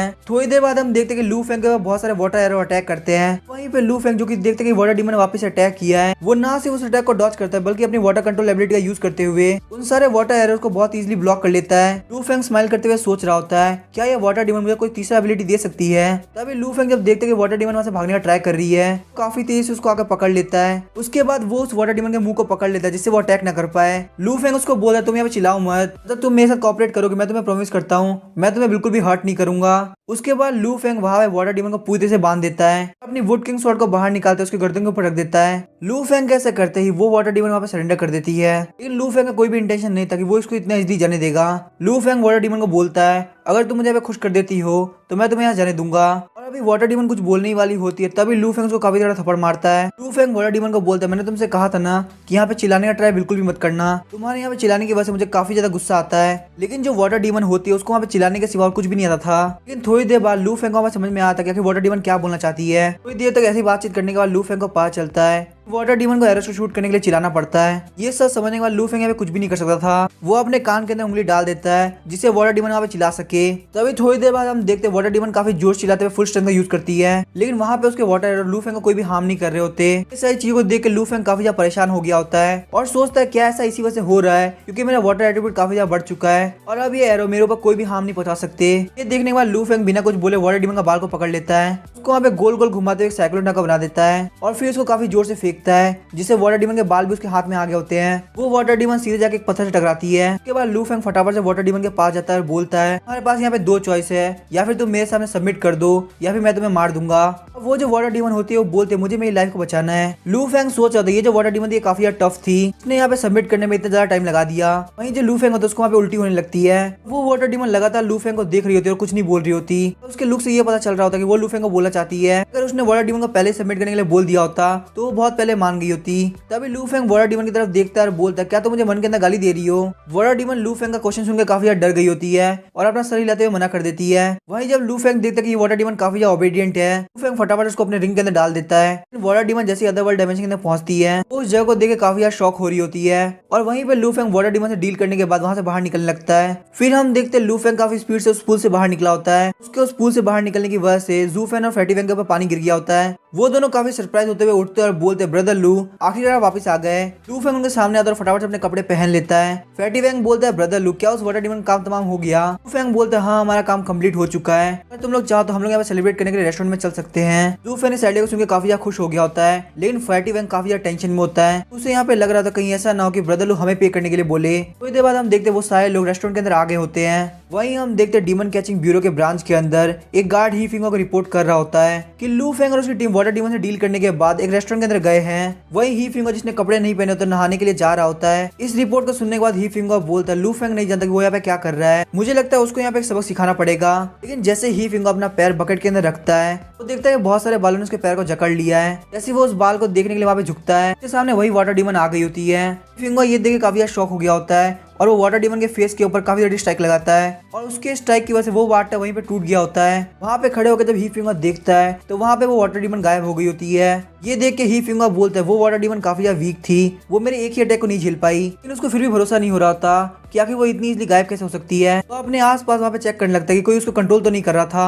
तभी डोर के बाहर से कोई पूछता है कि वहाँ पे क्या हो रहा है। ही फिंगर बोलता है नहीं यहाँ पे कुछ भी नहीं हो रहा। तभी ही फिंगर वहाँ पे नोटिस करता है कि वहाँ पे बहुत बड़ी गड़बड़ हो चुकी है। वो जो वाटर डीमन थे उसने ही फिंगर के कपड़े को चुरा लिया होता है। ही फिंगर यही सोच रहा होता है कि सच में कोई डीमन किसी के कपड़ों को चुरा सकता है। लेकिन तभी वहाँ पे उसको कुछ जलने की बदबू आती है। वो जब वहाँ से बाहर की तरफ देखता है तो उसके घर को किसी ने आग लगा दी होती है। वो जैसे ही सोचता है कि वो यहाँ से भाग जाए तभी उसको याद आता है कि उसके पास कपड़े नहीं है। ही फिंगर को यहाँ पे रियलाइज हो जाता है कि ये सब लू फेंग ने किया है ताकि ही फिंगर यहाँ पे अपने साथियों के बीच में बेइज्जत हो सके। तभी ही फिंगर अपनी एनर्जी का यूज करते उस एरिया से बाहर निकल जाता है। वहाँ बहुत ही कम आग लगी हुई थी। वो बाहर की तरफ देखते कि वहाँ पे उसके साथी उसकी तरफ आ रहे हैं, लेकिन तभी ही फिंगर काफी स्पीड से वहाँ से गायब हो जाता है। वो सब लोग यही सोच रहे होते हैं कि यहाँ पे हमने किसी को देखा था। ही फिंगर जो कि एक पेड़ के पीछे नंगा खड़ा होता है वो शर्म के मारे अपने साथियों के पास नहीं जा सकता था, इसीलिए वो फटाफट जंगल की तरफ भागना स्टार्ट कर देता है। जैसे ही फिंगर उस फॉरेस्ट के अंदर एंटर करता है लू फेंग का मिरर इमेज क्लोन फिंगर के पीछे पीछे वहाँ पे आ गया होता है। वहीं पे ही फिंगर के घर पे जो आग लगी थी वो उसके साथियों का अटेंशन भी खींच लेती है। वो लेडी जज उसके साथ डिसाइड करते हैं कि वो वहाँ पे ही फिंगर घर को इन्वेस्टिगेट करेंगे।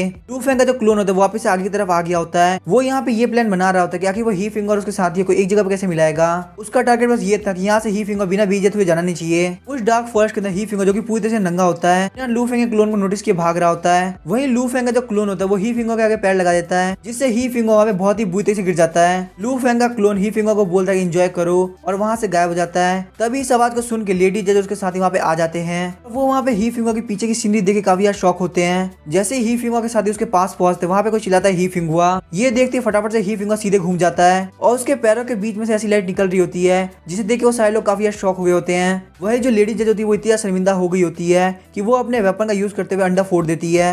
अंडे के फूटते ही फिंगर काफी जोर से चिल्लाता है। वहाँ पे जो उसके साथी होते हैं वो भी बोलते लॉर्ड ही क्या आप ठीक है। तभी हमें ड्रंकन इमोर्टल हाउस का सीन दिखाया जाता है। यहाँ पे मिरर इमेज क्लोन लू फेंग के पास वापस आ गया होता है। वहाँ पे ही फिंगर के साथ जो भी हुआ होता है वो उन सब की फोटोज लू फेंग के पास लाया होता है। वहाँ पे लू फेंग काफी जोरों से हंसने लगता है। ये देख के फैटी फेंग और जू फेंग काफी ज्यादा शॉक हुए होते हैं और बोलते ब्रदर लोग ऐसा क्या हुआ है जिसको सोच के आप इतना हंस रहे हैं। लू फेंग विंडो के बाहर से मून को देखते हुए बोल रहा होता है आज का जो मून है वो रोज से काफी ज्यादा व्हाइट और गोल दिख रहा है। तभी हम देखते लू फेंग फैटी फेंग को बोला तुम्हें कल काफी ज्यादा मेहनत करनी पड़ेगी और ये बोल के वो वहाँ जाने लगता है। और वहीं फैटी फेंग सोच रहा होता है क्या मैंने यहाँ पे कोई गलती करी है जिससे ब्रदर लोग मुझसे गुस्सा है। आखिर वो मुझे ये क्यों बोले कि मुझे ज्यादा मेहनत करनी पड़ेगी। तो ऐसा तो नहीं कि मैं उनके बिल्कुल भी काम का नहीं रहा।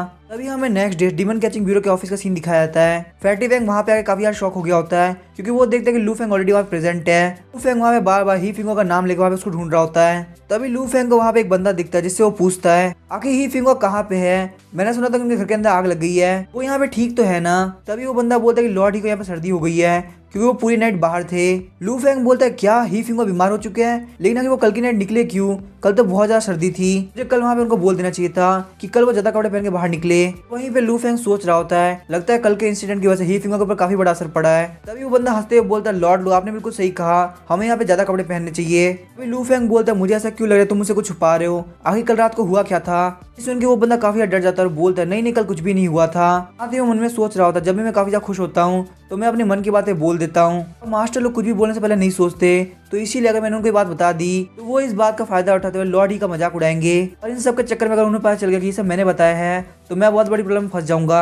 तभी वो बंदा वहां जाते हुए बोलता है लॉर्ड लू मैं यहाँ चलता हूँ, मुझे वैसे भी अपने भाई के साथ डिनर पे जाना है। लू फेंग बोला चलो ठीक है अगर तुम्हें जाना है तो तुम जा सकते हो, मुझे इसके अंदर कोई प्रॉब्लम नहीं है। उस बंदे के जाने के बाद लू फेंग सोच रहा होता है लगता है ही फिंगर सभी बंदे काफी यार डरते हैं, चलो छोड़ो इससे क्या ही फर्क पड़ता है, वैसे ही मेरे पास इससे इंपॉर्टेंट मैटर बाकी है। तभी लू फेंग फैटी वैंग को बोलता है मैं तुम्हें यहाँ पे एक मिशन देने वाला हूँ। ये सुनने के बाद फैटी वैंग काफी यार शौक होता है और बोलता है ब्रदर लू क्या आप मुझसे गुस्सा नहीं है। लू फेंग बोलता है लेकिन आखिर मैं तुमसे गुस्सा क्यों होऊंगा। फैटी वैंग बोलता है नहीं कोई बात नहीं, अगर आप मुझसे गुस्सा नहीं थे तो बहुत अच्छी बात है, वैसे बताइए आखिर आप मुझे क्या मिशन देने वाले हैं। लू फेंग बोलता है तुम्हें ही फिंगर के ऊपर नजर रखनी पड़ेगी कि आखिर वो आजकल क्या कर रहा है, और तुम्हें जैसे कुछ भी पता चलेगा तुम फटाफट से आकर मुझे बता देना, ये काम करने की वजह से मैं तुम्हारा मंथली बोनस काफी बढ़ा दूंगा।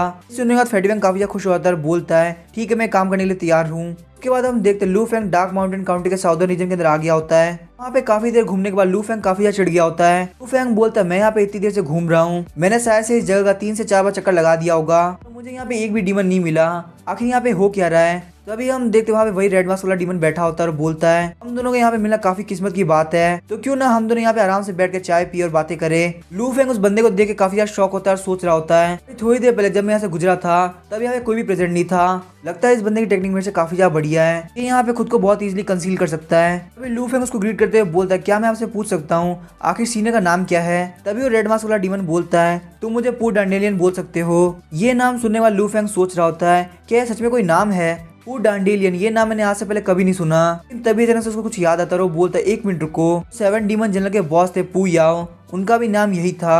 लू फेंग सोचता है मेरी किस्मत तो काफी अच्छी है जो मुझे ये डीमन यहीं पे मिल गया, अब लगता है मैं यहाँ पे और ज्यादा स्ट्रेंथ गेन करने वाला हूँ। तभी लू फेंग पू याओ को बोलता है जहाँ तक मैं सीने को जान पा रहा हूँ आप 7 डीमन जनरल के बॉस पू याओ हो। पू याओ बोलता है काफी अजीब बात है, 2 साल बाद भी लोगों ने मुझे याद करके रखा हुआ है। वहीं पू याओ मन में सोच रहा होता है ये बंदा तो एक ऑर्डिनरी इंसान है, बाकी 7 डीमन का क्लोन इससे कैसे हारा। अभी लू फेंग बोलता है लगता है तुम 7 डीमन से कुछ खास पावरफुल नहीं हो क्योंकि तुम रियल पू याओ हो, इसलिए तुमने 7 डीमन को तो देखा ही होगा जो मुझसे डर के भाग गया। तो क्या आपसे 7 डीमन ये नहीं बोला कि मुझे पॉइजनस ड्रिंक काफी ज्यादा पसंद है। अभी लू फेंग उस ड्रिंक को वहीं पे गिराया था और बोलता है ऐसा नहीं है मैं इस ड्रिंक को इसलिए नहीं पी रहा क्योंकि मुझे पॉइजन से काफी ज्यादा डर लगता है, लेकिन बस मुझे यहाँ पे पीने का मन नहीं है। मेरा आपसे मिलना पक्का मेरे लिए डेस्टिनी हो, लेकिन आपका मेरे से मिलना पक्का कैलेमिटी है। क्या आपको यहाँ पे समझ में आ रहा है कि आप कितनी बड़ी प्रॉब्लम में फंस चुके हो। वो यार बोलता है भले ये कैलेमिटी हो या डेस्टिनी ये सिर्फ और सिर्फ तुम्हारे ऊपर डिपेंड करता है, जब तक तब तक तुम इनविंसिबल ना हो। ये बात सुनकर लू फेंग काफी ज्यादा शॉक हो जाता है और बोलता है ये जो लिरिक्स ये तो मेरे वर्ल्ड की है, कहीं ऐसा तो नहीं कि पू याओ भी मेरी तरह एक ट्रैवलर हो। फिर वो पू याओ के आसपास घूम के बोलने लगता है मुझे बता के ऑड और इवन में क्या अंतर होता है, hydrogen helium lithium boron carbon क्या होता है,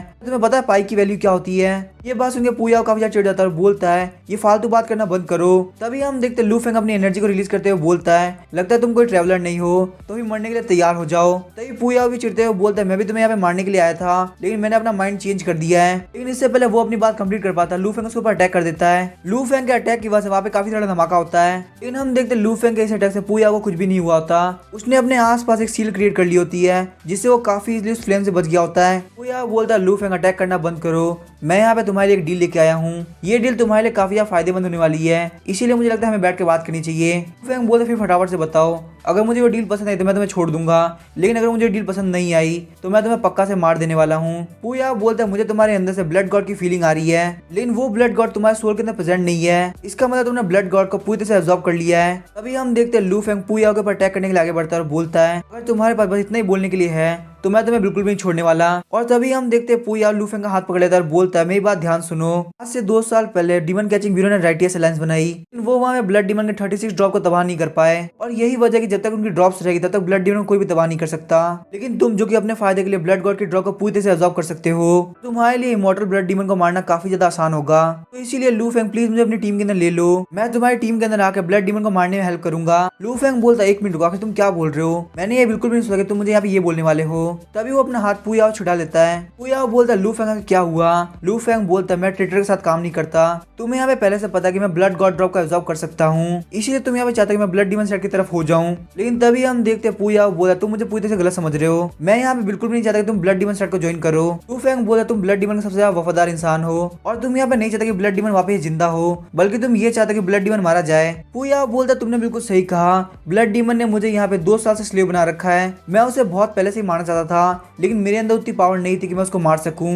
लू फेंग बोलता है ब्लड डीमन लगभग मारा जा चुका है, तो तुम्हें अब उसका स्लेव बनने की कोई जरूरत नहीं, तुम बहुत इजीली वहां से भाग सकते हो। पुयाओ बोलता है उसने मेरे ऊपर स्लेवरी का मार्क लगा रखा है, और उस मार्क को मैं बिल्कुल भी नहीं हटा सकता, तो इसीलिए जब तक वो जिंदा रहेगा मुझे उसका स्लेव बन के रहना पड़ेगा। उसने पिछले कुछ सालों के अंदर 30 ड्रॉप को कलेक्ट कर लिया है, और उसने अपने आप को काफी हद तक रिकवर भी कर लिया है, लेकिन अभी भी उसकी स्ट्रेंथ पीक तक नहीं पहुंची। वो बस यहाँ पे लगातार सो रहा ताकि वो अपनी स्ट्रेंथ को वापस से रिकवर कर सके। लू फेंग बोलता है क्या ब्लड डीमन अभी भी जिंदा है? साथ ही में वो सोच रहा होता है ब्लड डीमन सेट का लीडर अब दूसरे नॉर्मल डीमन से कुछ खास अलग नहीं रहा, अगर मैंने यहाँ पे ब्लड डीमन को पकड़ लिया तो मुझे काफी ज्यादा रिवॉर्ड भी मिलेंगे, और साथ में ऐसा भी हो सकता है कि मुझे काफी अच्छी एबिलिटी मिल जाए। पुयाओ सोच रहा था मुझे बिल्कुल समझ में नहीं आ रहा आखिर शैडो डीमन का क्लोन इस बंदे से कैसे हारा। ब्लड गॉड के ड्रॉप को एब्जॉर्ब करने की बात को हटा दिया जाए तो ये बंदा किसी बेवकूफ से बिल्कुल भी कम नहीं। पुयाओ बोलता है भले तुमने ब्लड गॉड के ड्रॉप को एब्जॉर्ब कर लिया हो, लेकिन तुम ब्लड डीमन ज्यादा स्ट्रॉन्ग नहीं हो, ब्लड डीमन पक्का तुम्हारे पास आएगा, तुमको मार देगा ताकि वो तुम्हारे अंदर के ड्रॉप को एब्जॉर्ब कर सके। तुम्हें अगर यहाँ पे सर्वाइव करना है तो तुम्हें मेरे साथ टीम बनानी होगी, फिर हम दोनों मिलकर ब्लड डीमन को मार सकते हैं।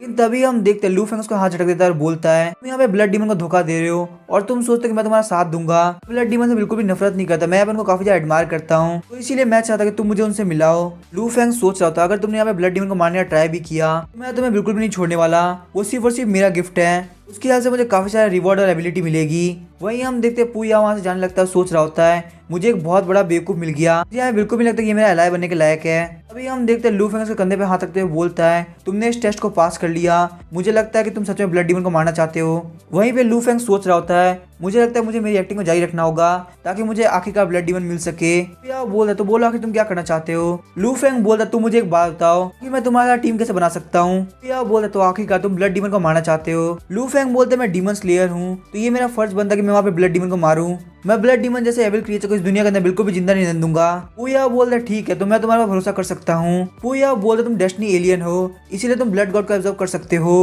लू फेंग बोलता डेस्टिनी एलियन आखिर ये क्या होता है? तभी पुया लू फेंग को समझाने लगता है डेस्टिनी एलियन ये एक ऐसा बंदा होता है जो कि होता भले ह्यूमन रेस से, लेकिन उसकी एबिलिटीज काफी ज्यादा रेयर होती है। हालांकि तुम्हारी बॉडी के अंदर जो ड्रैगन ब्लड लाइन है वो भी काफी ज्यादा यूनिक है। हालांकि ये ड्रैगन ब्लड लाइन काफी ज्यादा पावरफुल हो, लेकिन एक डेस्टिनी एलियन उससे भी बहुत ज्यादा पावरफुल होता है। लू फेंग तुम्हारे पास यहाँ पे स्काई स्वॉलिंग डिमोनिक बॉडी है, बोला था कि स्काई स्वॉलिंग डिमोनिक बॉडी किसी भी चीज को एब्जॉर्ब कर सकती है, जैसे कि तुम्हारे पास बहुत जल्दी शैडो डीमन की एबिलिटी आ गई, वो सिर्फ स्काई स्वॉलिंग डिमोनिक बॉडी की वजह से हो पाया। लू फेंग बोलता ठीक है मुझे बात समझ में आ गई, आगे बताओ। फिर पुया बताते हैं हमारे प्लान को पॉसिबल करने के लिए तुम्हें जल्द से जल्द ग्रैंड मास्टर लेवल पे पहुंचना होगा। लू फेंग बोला तो मुझे बताओ कि हमारा प्लान क्या है। इसके बाद हम देखते हैं वो दोनों आराम से चाय पीते पीते बात कर रहे होते हैं। पुया बोला जब मैं तुम्हारे पूरी तरह से भरोसा कर पाऊंगा सिर्फ तभी मैं तुम्हें फर्स्ट स्टेप बताऊंगा। तभी हम देखते हैं लू फेंग वहां जाने लगता है और बोलता है अगर तुम्हारा मन नहीं है तो कोई बात नहीं, फिर मैं यहाँ से जा रहा हूँ। तभी पुया लू फेंग को रोकते हुए बोलता है हमारा फर्स्ट स्टेप ये है कि जिस बंदे के पास स्काई स्वॉलिंग डिमोनिक बॉडी है उसको ब्लड डीमन से पहले सारे ब्लड गॉड ड्रॉप्स को एब्जॉर्ब करना होगा। मैं बाकी बची हुई ब्लड गॉड ड्रॉप्स की सारी लोकेशन तुम्हें बता दूंगा और तुम्हें वहां पे जाकर ब्लड गॉड ड्रॉप को एब्जॉर्ब करना होगा। लू फेंग बोलता लगता है तुम्हें पहले से पता है कि आखिर ब्लड गॉड ड्रॉप कहाँ पे है। तभी पुया बोलते हैं हाँ मुझे पता है कि आखिर ब्लड गॉड ड्रॉप कहाँ पड़ी है। Blood God drop Phoenix tree county के डीमन कैचिंग ब्यूरो के अंदर डीमन कैचिंग प्रिजन के 3rd फ्लोर पे पड़ी है। ये बात सुनकर लू फेंग काफी ज्यादा शॉक गया होता है, सोच रहा होता है ब्लड गॉड ड्रॉप मेरे घर में ही पड़ी थी और मुझे बिल्कुल भी पता नहीं चला। पुया बोलता लेकिन ये तुम्हारे लिए काफी ज्यादा मुश्किल होगा। लू फेंग बोलता आखिर ऐसा क्यों? वो डीमन कैचिंग प्रिजन में ही है ना, मैं उसको बहुत इजीली कैप्चर कर सकता हूँ। पुया बोलता है डीमन कैचिंग प्रिजन की 3rd फ्लोर काफी ज्यादा रेस्ट्रिक्टेड होती है, वहाँ पे हर कोई नहीं जा सकता, सिर्फ ली केन जो कि एक हेवनली रैंक का डीमन सॉर्सरर है वही 3rd फ्लोर पे जा सकता है। तो लू फेंग आखिर तुम वहाँ पे कैसे जाओगे? लू फेंग बोलता है ये तुम्हारे प्लान का फर्स्ट स्टेप है तो तुमने पक्का कुछ ना कुछ प्लान तो बनाया ही होगा, तो आखिर तुम यहाँ पे मुझसे क्यों पूछ रहे हो? और साथ ही वो मन में सोच रहा होता है मुझे आखिर तुम्हारे प्लान के बारे में कैसे पता होगा, और वैसे भी अगर ली केन से लड़ने की बात है तो मैं उससे बिल्कुल भी लड़कर नहीं जी सकता। तभी हम देखते हैं पुया लू फेंग कुछ देता है और बोलता है, मैं ग्रैंड मास्टर रियलन का एक बहुत ही पावरफुल बंदा हूँ, तो मेरे लिए ली कियान से फाइट करना कोई ज्यादा मुश्किल बात नहीं होगी। साथ ही में पुया सोच रहा होता है, भले ही लू फेंग दिखने में बेवकूफ लगे लेकिन क्रिटिकल मोमेंट में काफी अच्छे तरीके से रिएक्ट करता है। लू फेंग बोलता कि ये चीज मेरे किस काम की। पुया बोलता ये तुम्हारे किस काम आएगी वो मैं तुम्हें बाद में बता दूंगा, और वैसे भी तुम्हें इन सारी चीजों का मतलब तब तक समझ में नहीं आएगा जब तक तुम यहाँ पे ग्रैंड मास्टर लेवल पर नहीं पहुंच जाते। वैसे मेरे पास इतना टाइम नहीं कि मैं इन सब के बारे में बात कर सकूं। हमें सबसे पहले हमारे first step demon catching prison के थर्ड लेवल के बारे में बात करनी होगी। लेकिन तभी हम देखते वहाँ पे कोई आता है और बोलता है तुम लोगों में से लू कौन है। वहाँ पे लू फैमिली से वही बंदा आया होता है जिसको फैमिली हेड ने भेजा था। पुया बोलता है क्या तुम्हारा साथी है। लू फेंग बोलता नहीं मैं इसको नहीं जानता। पुया बोलता है ठीक है फिर फटाफट से बात करके तुम इसको यहाँ से भेज दो। लू फेंग जैसे उस बंदे से बात करने के लिए जा रहा होता है पुया पीछे से बोलता है कि हम दोनों एक ही टीम के अंदर है, इसलिए मैं तुम्हें पहले बता देता हूँ इस बंदे के अंदर से मैं फील कर सकता हूँ ये तुम्हारे क्लैन से बिलोंग करता है और इसके अंदर वही सेम ड्रैगन ब्लड लाइन है जो कि तुम्हारे अंदर है। लू फेंग बोलता है ठीक है मुझे समझ में आ गया। लू फेंग बोलता है मेरा सरनेम लू है। ब्रदर आके क्या बात है आप मुझे क्यों ढूंढ रहे हो। तभी हम देखते वो बंदा नीचे उतरते लू फेंग के हाथ के ऊपर एक पर्ल रख देता है और लू फेंग के हाथ लगाते वो पर्ल वहाँ पे चमकने लगता है। तभी वो बंदा बोलता है हमारे गंदे खून के डिसेंडेंट आखिरकार मैंने तुम्हें ढूंढ ही लिया। लू फेंग हंसते हुए बोलता है ब्रदर आखिर तुम हो कौन। वो बंदा अपनी स्वॉर्ड निकाल के लू फेंग के गले के ऊपर रख देता है और बोलता है तुम मेरे साथ चुपचाप चलोगे या फिर मैं तुम्हारे पैर तोड़ के तुमको साथ में लेके जाऊं। लू फेंग बोलता है कि आजकल के बंदे इतने एरोगेंटली बात करते हैं। पुया बोलता है अगर तुम चाहो तो मैं तुम्हारी हेल्प कर सकता हूँ। लू फेंग बोलता है वो सब ठीक है लेकिन तुम इसको जिंदा छोड़ देना, मुझे इससे यहाँ पे कुछ पूछना है। पुया बोलता है ठीक है मैं काफी आराम जाऊंगा। फिर हम देखते पुया अपनी एनर्जी को रिलीज करने लगता है। उसकी एनर्जी रिलीज करते लू फैमिली का वो बंदा काफी ज्यादा डर गया होता है और अपने स्वॉर्ड को नीचे फेंक देता है। वो अपने घुटनों पे आकर बोलता है प्लीज ऐसा मत करो मैं यहाँ पे मरना नहीं चाहता। लू फेंग बोलता है बस यहाँ पे रहने दो, अगर तुम इस आगे कंटिन्यू करोगे तो पक्का मर जाएगा। लू फेंग फिर उस बंदे को बोलता है मुझे बता कि तुम यहाँ पे क्या करने के लिए आए हो। लू फैमिली का वो बंदा बोलता है सबसे पहले मैं आपको अपना नाम बताता हूँ, मेरा नाम है लू यांग और मैं लू फैमिली का एक मेंबर हूँ। हमारी जो लू फैमिली वो इंपीरियल कैपिटल की 4 मेजर फैमिली में से एक है और हमारे फैमिली के एंसेस्टर है लू शाओसेंग। साथ ही में लू यांग सोच रहा होता है भले ये बंदा अपने एनर्जी गैदरिंग लेवल के 5th लेवल पे है लेकिन उसके साथ जो बंदा जो कि ग्रैंड मास्टर उससे हायर लेवल का लग रहा है तो उसके साथ इक्वल टर्म पे बात कर पा रहा है। लू फेंग बोलता है लू फैमिली इंपीरियल कैपिटल के 4 मेजर फैमिली में से एक, तो आखिर इससे मिया के लेन देना और आखिर ये लू शाओसेंग कौन है। पुया बोलता है लू शाओसेंग ये लू फैमिली का एक बंदा है जो कि अपने ग्रैंड मास्टर लेवल पे है लेकिन दिन पे दिन वो काफी ज्यादा बूढ़ा होता जा रहा है और उन्हीं बूढ़ी हड्डियों पे उसने अपने फैमिली के भार को उठा रखा है। लू फेंग बोलता है मुझे नहीं पता था कि हम लोग लू फैमिली से कनेक्टेड है। लू यांग सोच रहा था कि ये बंदा है कौन, ये हमारे एंसेस्टर को बिल्कुल सीरियसली नहीं ले रहा। तभी लू फेंग लू यांग के पास जाता है और बोलता है वो सब छोड़ो आखिर तुम मेरे पास क्यों आए हो। लू यांग बोलता है कुछ टाइम पहले हमारे एंसेस्टर ने ब्लड पल्स से ये पता किया है कि फीनिक्स ट्री काउंटी के अंदर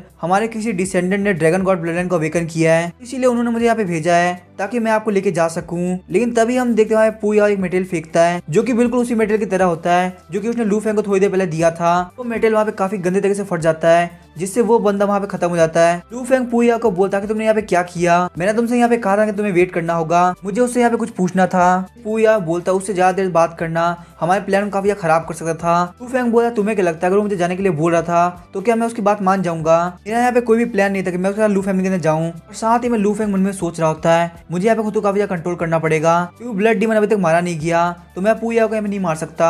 लू फेंग बोला चलो ठीक है जो भी है इसको पूरी तरह से खत्म कर देते हैं। हम देखते हैं लू फेंग अपनी फायर कंट्रोल एबिलिटी को यूज करते हुए उसको पूरी तरह से जला देता है। लू फेंग तभी लू यांग को चेक करने लगता है कि उसके पास कोई मटेरियल है कि नहीं। चेक करने के बाद लू फेंग बोलता है कि लू फैमिली बहुत ज्यादा गरीब है, इसके पास यहाँ पे कोई अच्छे मटेरियल क्यों नहीं मिल रहा है। तभी लू फेंग को वहां से एक रिंग मिलती है और साथ में कुछ गोल्ड टेल्स भी। लू फेंग बोलता है मैं अपनी बात को वापस लेता हूँ, तुम काफी ज्यादा रिच फैमिली से बिलोंग करते हो। तभी लू फेंग को वहाँ पे एक स्वॉर्ड दिखती है। जब लू फेंग पीछे की तरफ घूमता है तो स्वॉर्ड की ब्लेड गायब हो गई होती है। लू फेंग बोलता है आखिर स्वॉर्ड की ब्लेड इतनी जल्दी कैसे गायब हो सकती है। मुझे लगता है सच में मेरी किस्मत आज काफी अच्छी है। आज से मुझे आज ब्लड गॉड ड्रॉ के बारे में पता चला कि यहाँ पे मुझे काफी अच्छा इनविजिबल स्पीड वेपन मिल गया। लू फेंग जब उस स्वॉर्ड को अपने हाथ के अंदर उठाता है तो बोलता है क्या ये जो स्वॉर्ड है वो सिकारा डीमन की विंग से बनी है। उसके बाद वो उस स्वॉर्ड की हेल्प से अपने हाथ को काटता है और उसके ऊपर अपने ब्लड को गिराने लगता है। लू फेंग के सामने सिस्टम अपीयर होता है और उसे बताया जाता है कि आपकी जो इनविजिबल स्वॉर्ड है वो मिस्टीरियस रैंक की हायर लेवल की स्पीड वेपन है जो कि सिकाडा विंग से बनी हुई है। लू फेंग उस स्वॉर्ड को लेकर वहां जाने लगता है और बोलता है आज सच मुझे काफी ज्यादा मजा आ गया, ये जो सिकाडा विंग की स्वॉर्ड है ये वुड किंग स्वॉर्ड से एक लेवल हायर है। और वहीं हम देखते हैं केव के अंदर अपनी एनर्जी की हेल्प से पुया अभी लू फेंग को देख रहा होता है। उसके बाद वो अपने घुटनों पे आते हुए बोलता है लॉर्ड ब्लड डीमन,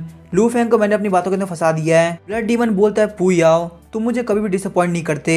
पुया बोलता ये सब तो मेरे सबऑर्डिनेट का काम था, क्योंकि वो बंदा लू फेंग काफी ज्यादा अजीब है, वो यहाँ पे मेरे सबऑर्डिनेट से कंट्रोल नहीं हुआ, इसीलिए वहाँ पे उसे कंट्रोल करने के लिए मुझे जाना पड़ा। ब्लड डीमन बोलता है वो पक्का ब्लड गॉड ड्रॉप के लिए जाएगा, तुम्हें बिल्कुल भी टेंशन करने की जरूरत नहीं, तुम्हारा प्लान पक्का से काम करेगा। पुया बोलता है लॉर्ड ब्लड डीमन आखिर आप इस बात पे इतने श्योर कैसे हैं? ब्लड डीमन बोलता है स्काई सोलिन डिमोनिक बॉडी की एक दिक्कत ये है, एक बार अगर उसने किसी चीज को डिवार करना स्टार्ट कर दिया तो उसको हर बार उससे पीछे चीज चाहिए होगी, जितनी ज्यादा उसको पीछे चीज मिलती जाएगी उतना ही ज्यादा उसका डिजायर बढ़ता जाएगा।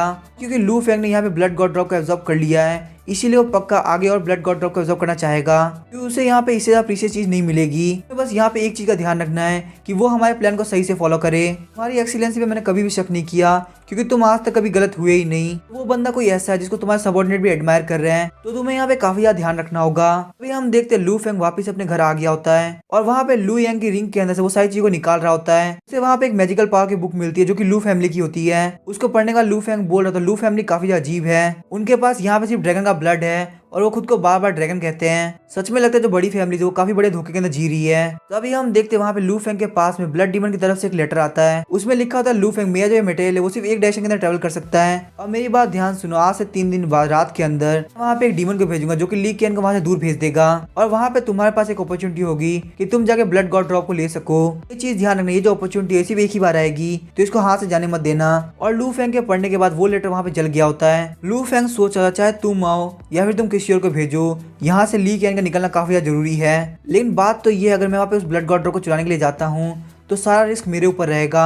अगर मैं उस ब्लड गॉड ड्रॉप को एब्जॉर्ब कर भी लेता हूँ तो आखिर मुझे क्या ही फायदा मिलेगा। लेकिन अगर उस ब्लड गॉड ड्रॉप को ब्लड डीमन एब्जॉर्ब कर लेता है तो मेरा काफी ज्यादा फायदा हो सकता है, फिर मुझे उस ब्लड डीमन से काफी सारी एबिलिटी मिल सकेगी। पुया इस बार मैं तुम्हें फोर्स करूंगा कि तुम यहाँ पे एक बहुत बड़ी गलती कर सको। उसके बाद हम देखते हैं लू फेंग वहाँ पे कल्टीवेट करने के लिए बैठ जाता है। फिर हमें 3 दिन बाद ली केन के घर का सीन दिखाया जाता है। ली केन अपने घर के अंदर बैठ के आराम से बुक पढ़ रहा होता है। वहाँ पे कोई बंदा आता है और बोलता है मास्टर ली हमें डीमन मिरर के अंदर अभी एक डीमन शो हुआ है और वो डीमन यहाँ पे ग्रैंड मास्टर लेवल पे है, ये हमारे फिनिक्स ट्री काउंटी के वेस्ट के साइड में घूम रहा है। तभी हम देखते हैं ली केन काफी स्पीड से वहाँ से निकल जाता है और सीधे उस डीमन के पास पहुंच जाता है। ली कियान को देख के वो डीमन वहाँ पे काफी ज्यादा डर गया होता है और वहाँ से भागने लगता है। ली कियान बोला तुम्हें क्या लगता है तुम मुझसे यहाँ पे भाग सकते हो? ली कियान काफी स्पीड से उसको पीछा करने लगता है। वो मॉन्स्टर बोलता है सच में ली कियान काफी ज्यादा फास्ट है। वो मॉन्स्टर ली कियान को बोला तुम यहाँ पे मेरा पीछा क्यों कर रहे हो, मैं तो बस यहाँ से गुजर रहा था, मैंने तो यहाँ पे किसी के ऊपर अटैक भी नहीं किया। साथ ही वो मन में सोच रहा होता है एक हेवनली रैंक का डीमन सॉर्सर, इसके सामने मेरे जीतने के चांसेस काफी ज्यादा कम है। लॉर्ड ब्लड डीमन के प्लान के लिए मैं यहाँ पे इतनी जल्दी नहीं हार सकता। ली कियान बोलता है तुम ब्लड डीमन सेक्ट से हो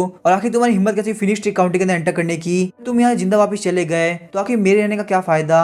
साथ ही में ली कियान सोच रहा होता है सच में ब्लड डीमन सेक्ट काफी ज्यादा पावरफुल है। वो मॉन्स्टर बोलता है ली कियान क्या तुम्हें नहीं लगता कि यहाँ पे कुछ ना कुछ तो गड़बड़ है, आखिर मैं तुम्हें यहाँ पे फिनिक्स ट्री काउंटी के बाहर क्यों लेके आ गया, कहीं ऐसा तो नहीं कि ये सब इसलिए किया जा रहा हूँ ताकि ब्लड गॉड ड्रॉप को वहाँ से निकाला जा सके। तभी ली कियान बोलते तुम क्या बिल्कुल भी टेंशन करने की जरूरत नहीं, मुझे छोड़ के डीमन कैचिंग ब्यूरो के अंदर बहुत सारे लोग हैं जो कि बहुत ज्यादा हाई लेवल पे है, तो मेरे पीछे कुछ गड़बड़ होती भी है तो पक्का वहाँ पे संभाल लेंगे। लेकिन मेरे लिए सबसे ज्यादा जरूरी ये है कि तुम अगर यहाँ पे घुस चुके हो तो तुम जिंदा वापस ना जा पाओ। उसके बाद वो उस मॉन्स्टर पे काफी ज्यादा अटैक करता है। वहीं पे उस मॉन्स्टर ने एक प्रोटेक्टिव शील्ड बना ली होती है, लेकिन हम देखते हैं वो शील्ड उस अटैक को नहीं झेल पाती और टूट जाती है। और वहीं पे ली कियान ने उस मॉन्स्टर को मार के अपने सर के अंदर एब्जॉर्ब कर लिया होता है। फिर हमें वापस से पुया को दिखाया जाता है जो कि बोल रहा होता है हमारा डीमन सोल लैम्प बुझ चुका है, इसका मतलब वो मॉन्स्टर भी मारा गया। लेकिन उस एविल ईगल ने लू फेंग के लिए काफी ज्यादा टाइम इकट्ठा कर लिया था, का लू फेंग अपनी प्लान के अंदर सक्सेसफुल हो गया होगा। लेकिन हम देखते हैं ब्लड डीमन काफी ज्यादा गुस्सा हो गया होता है और बोलता है आखिर तुम क्या बात कर रहे हो, मुझे नहीं लगता कि वो सक्सेस हुआ है, क्योंकि मैं यहाँ पे फील कर सकता जो ब्लड गॉड ड्रॉप है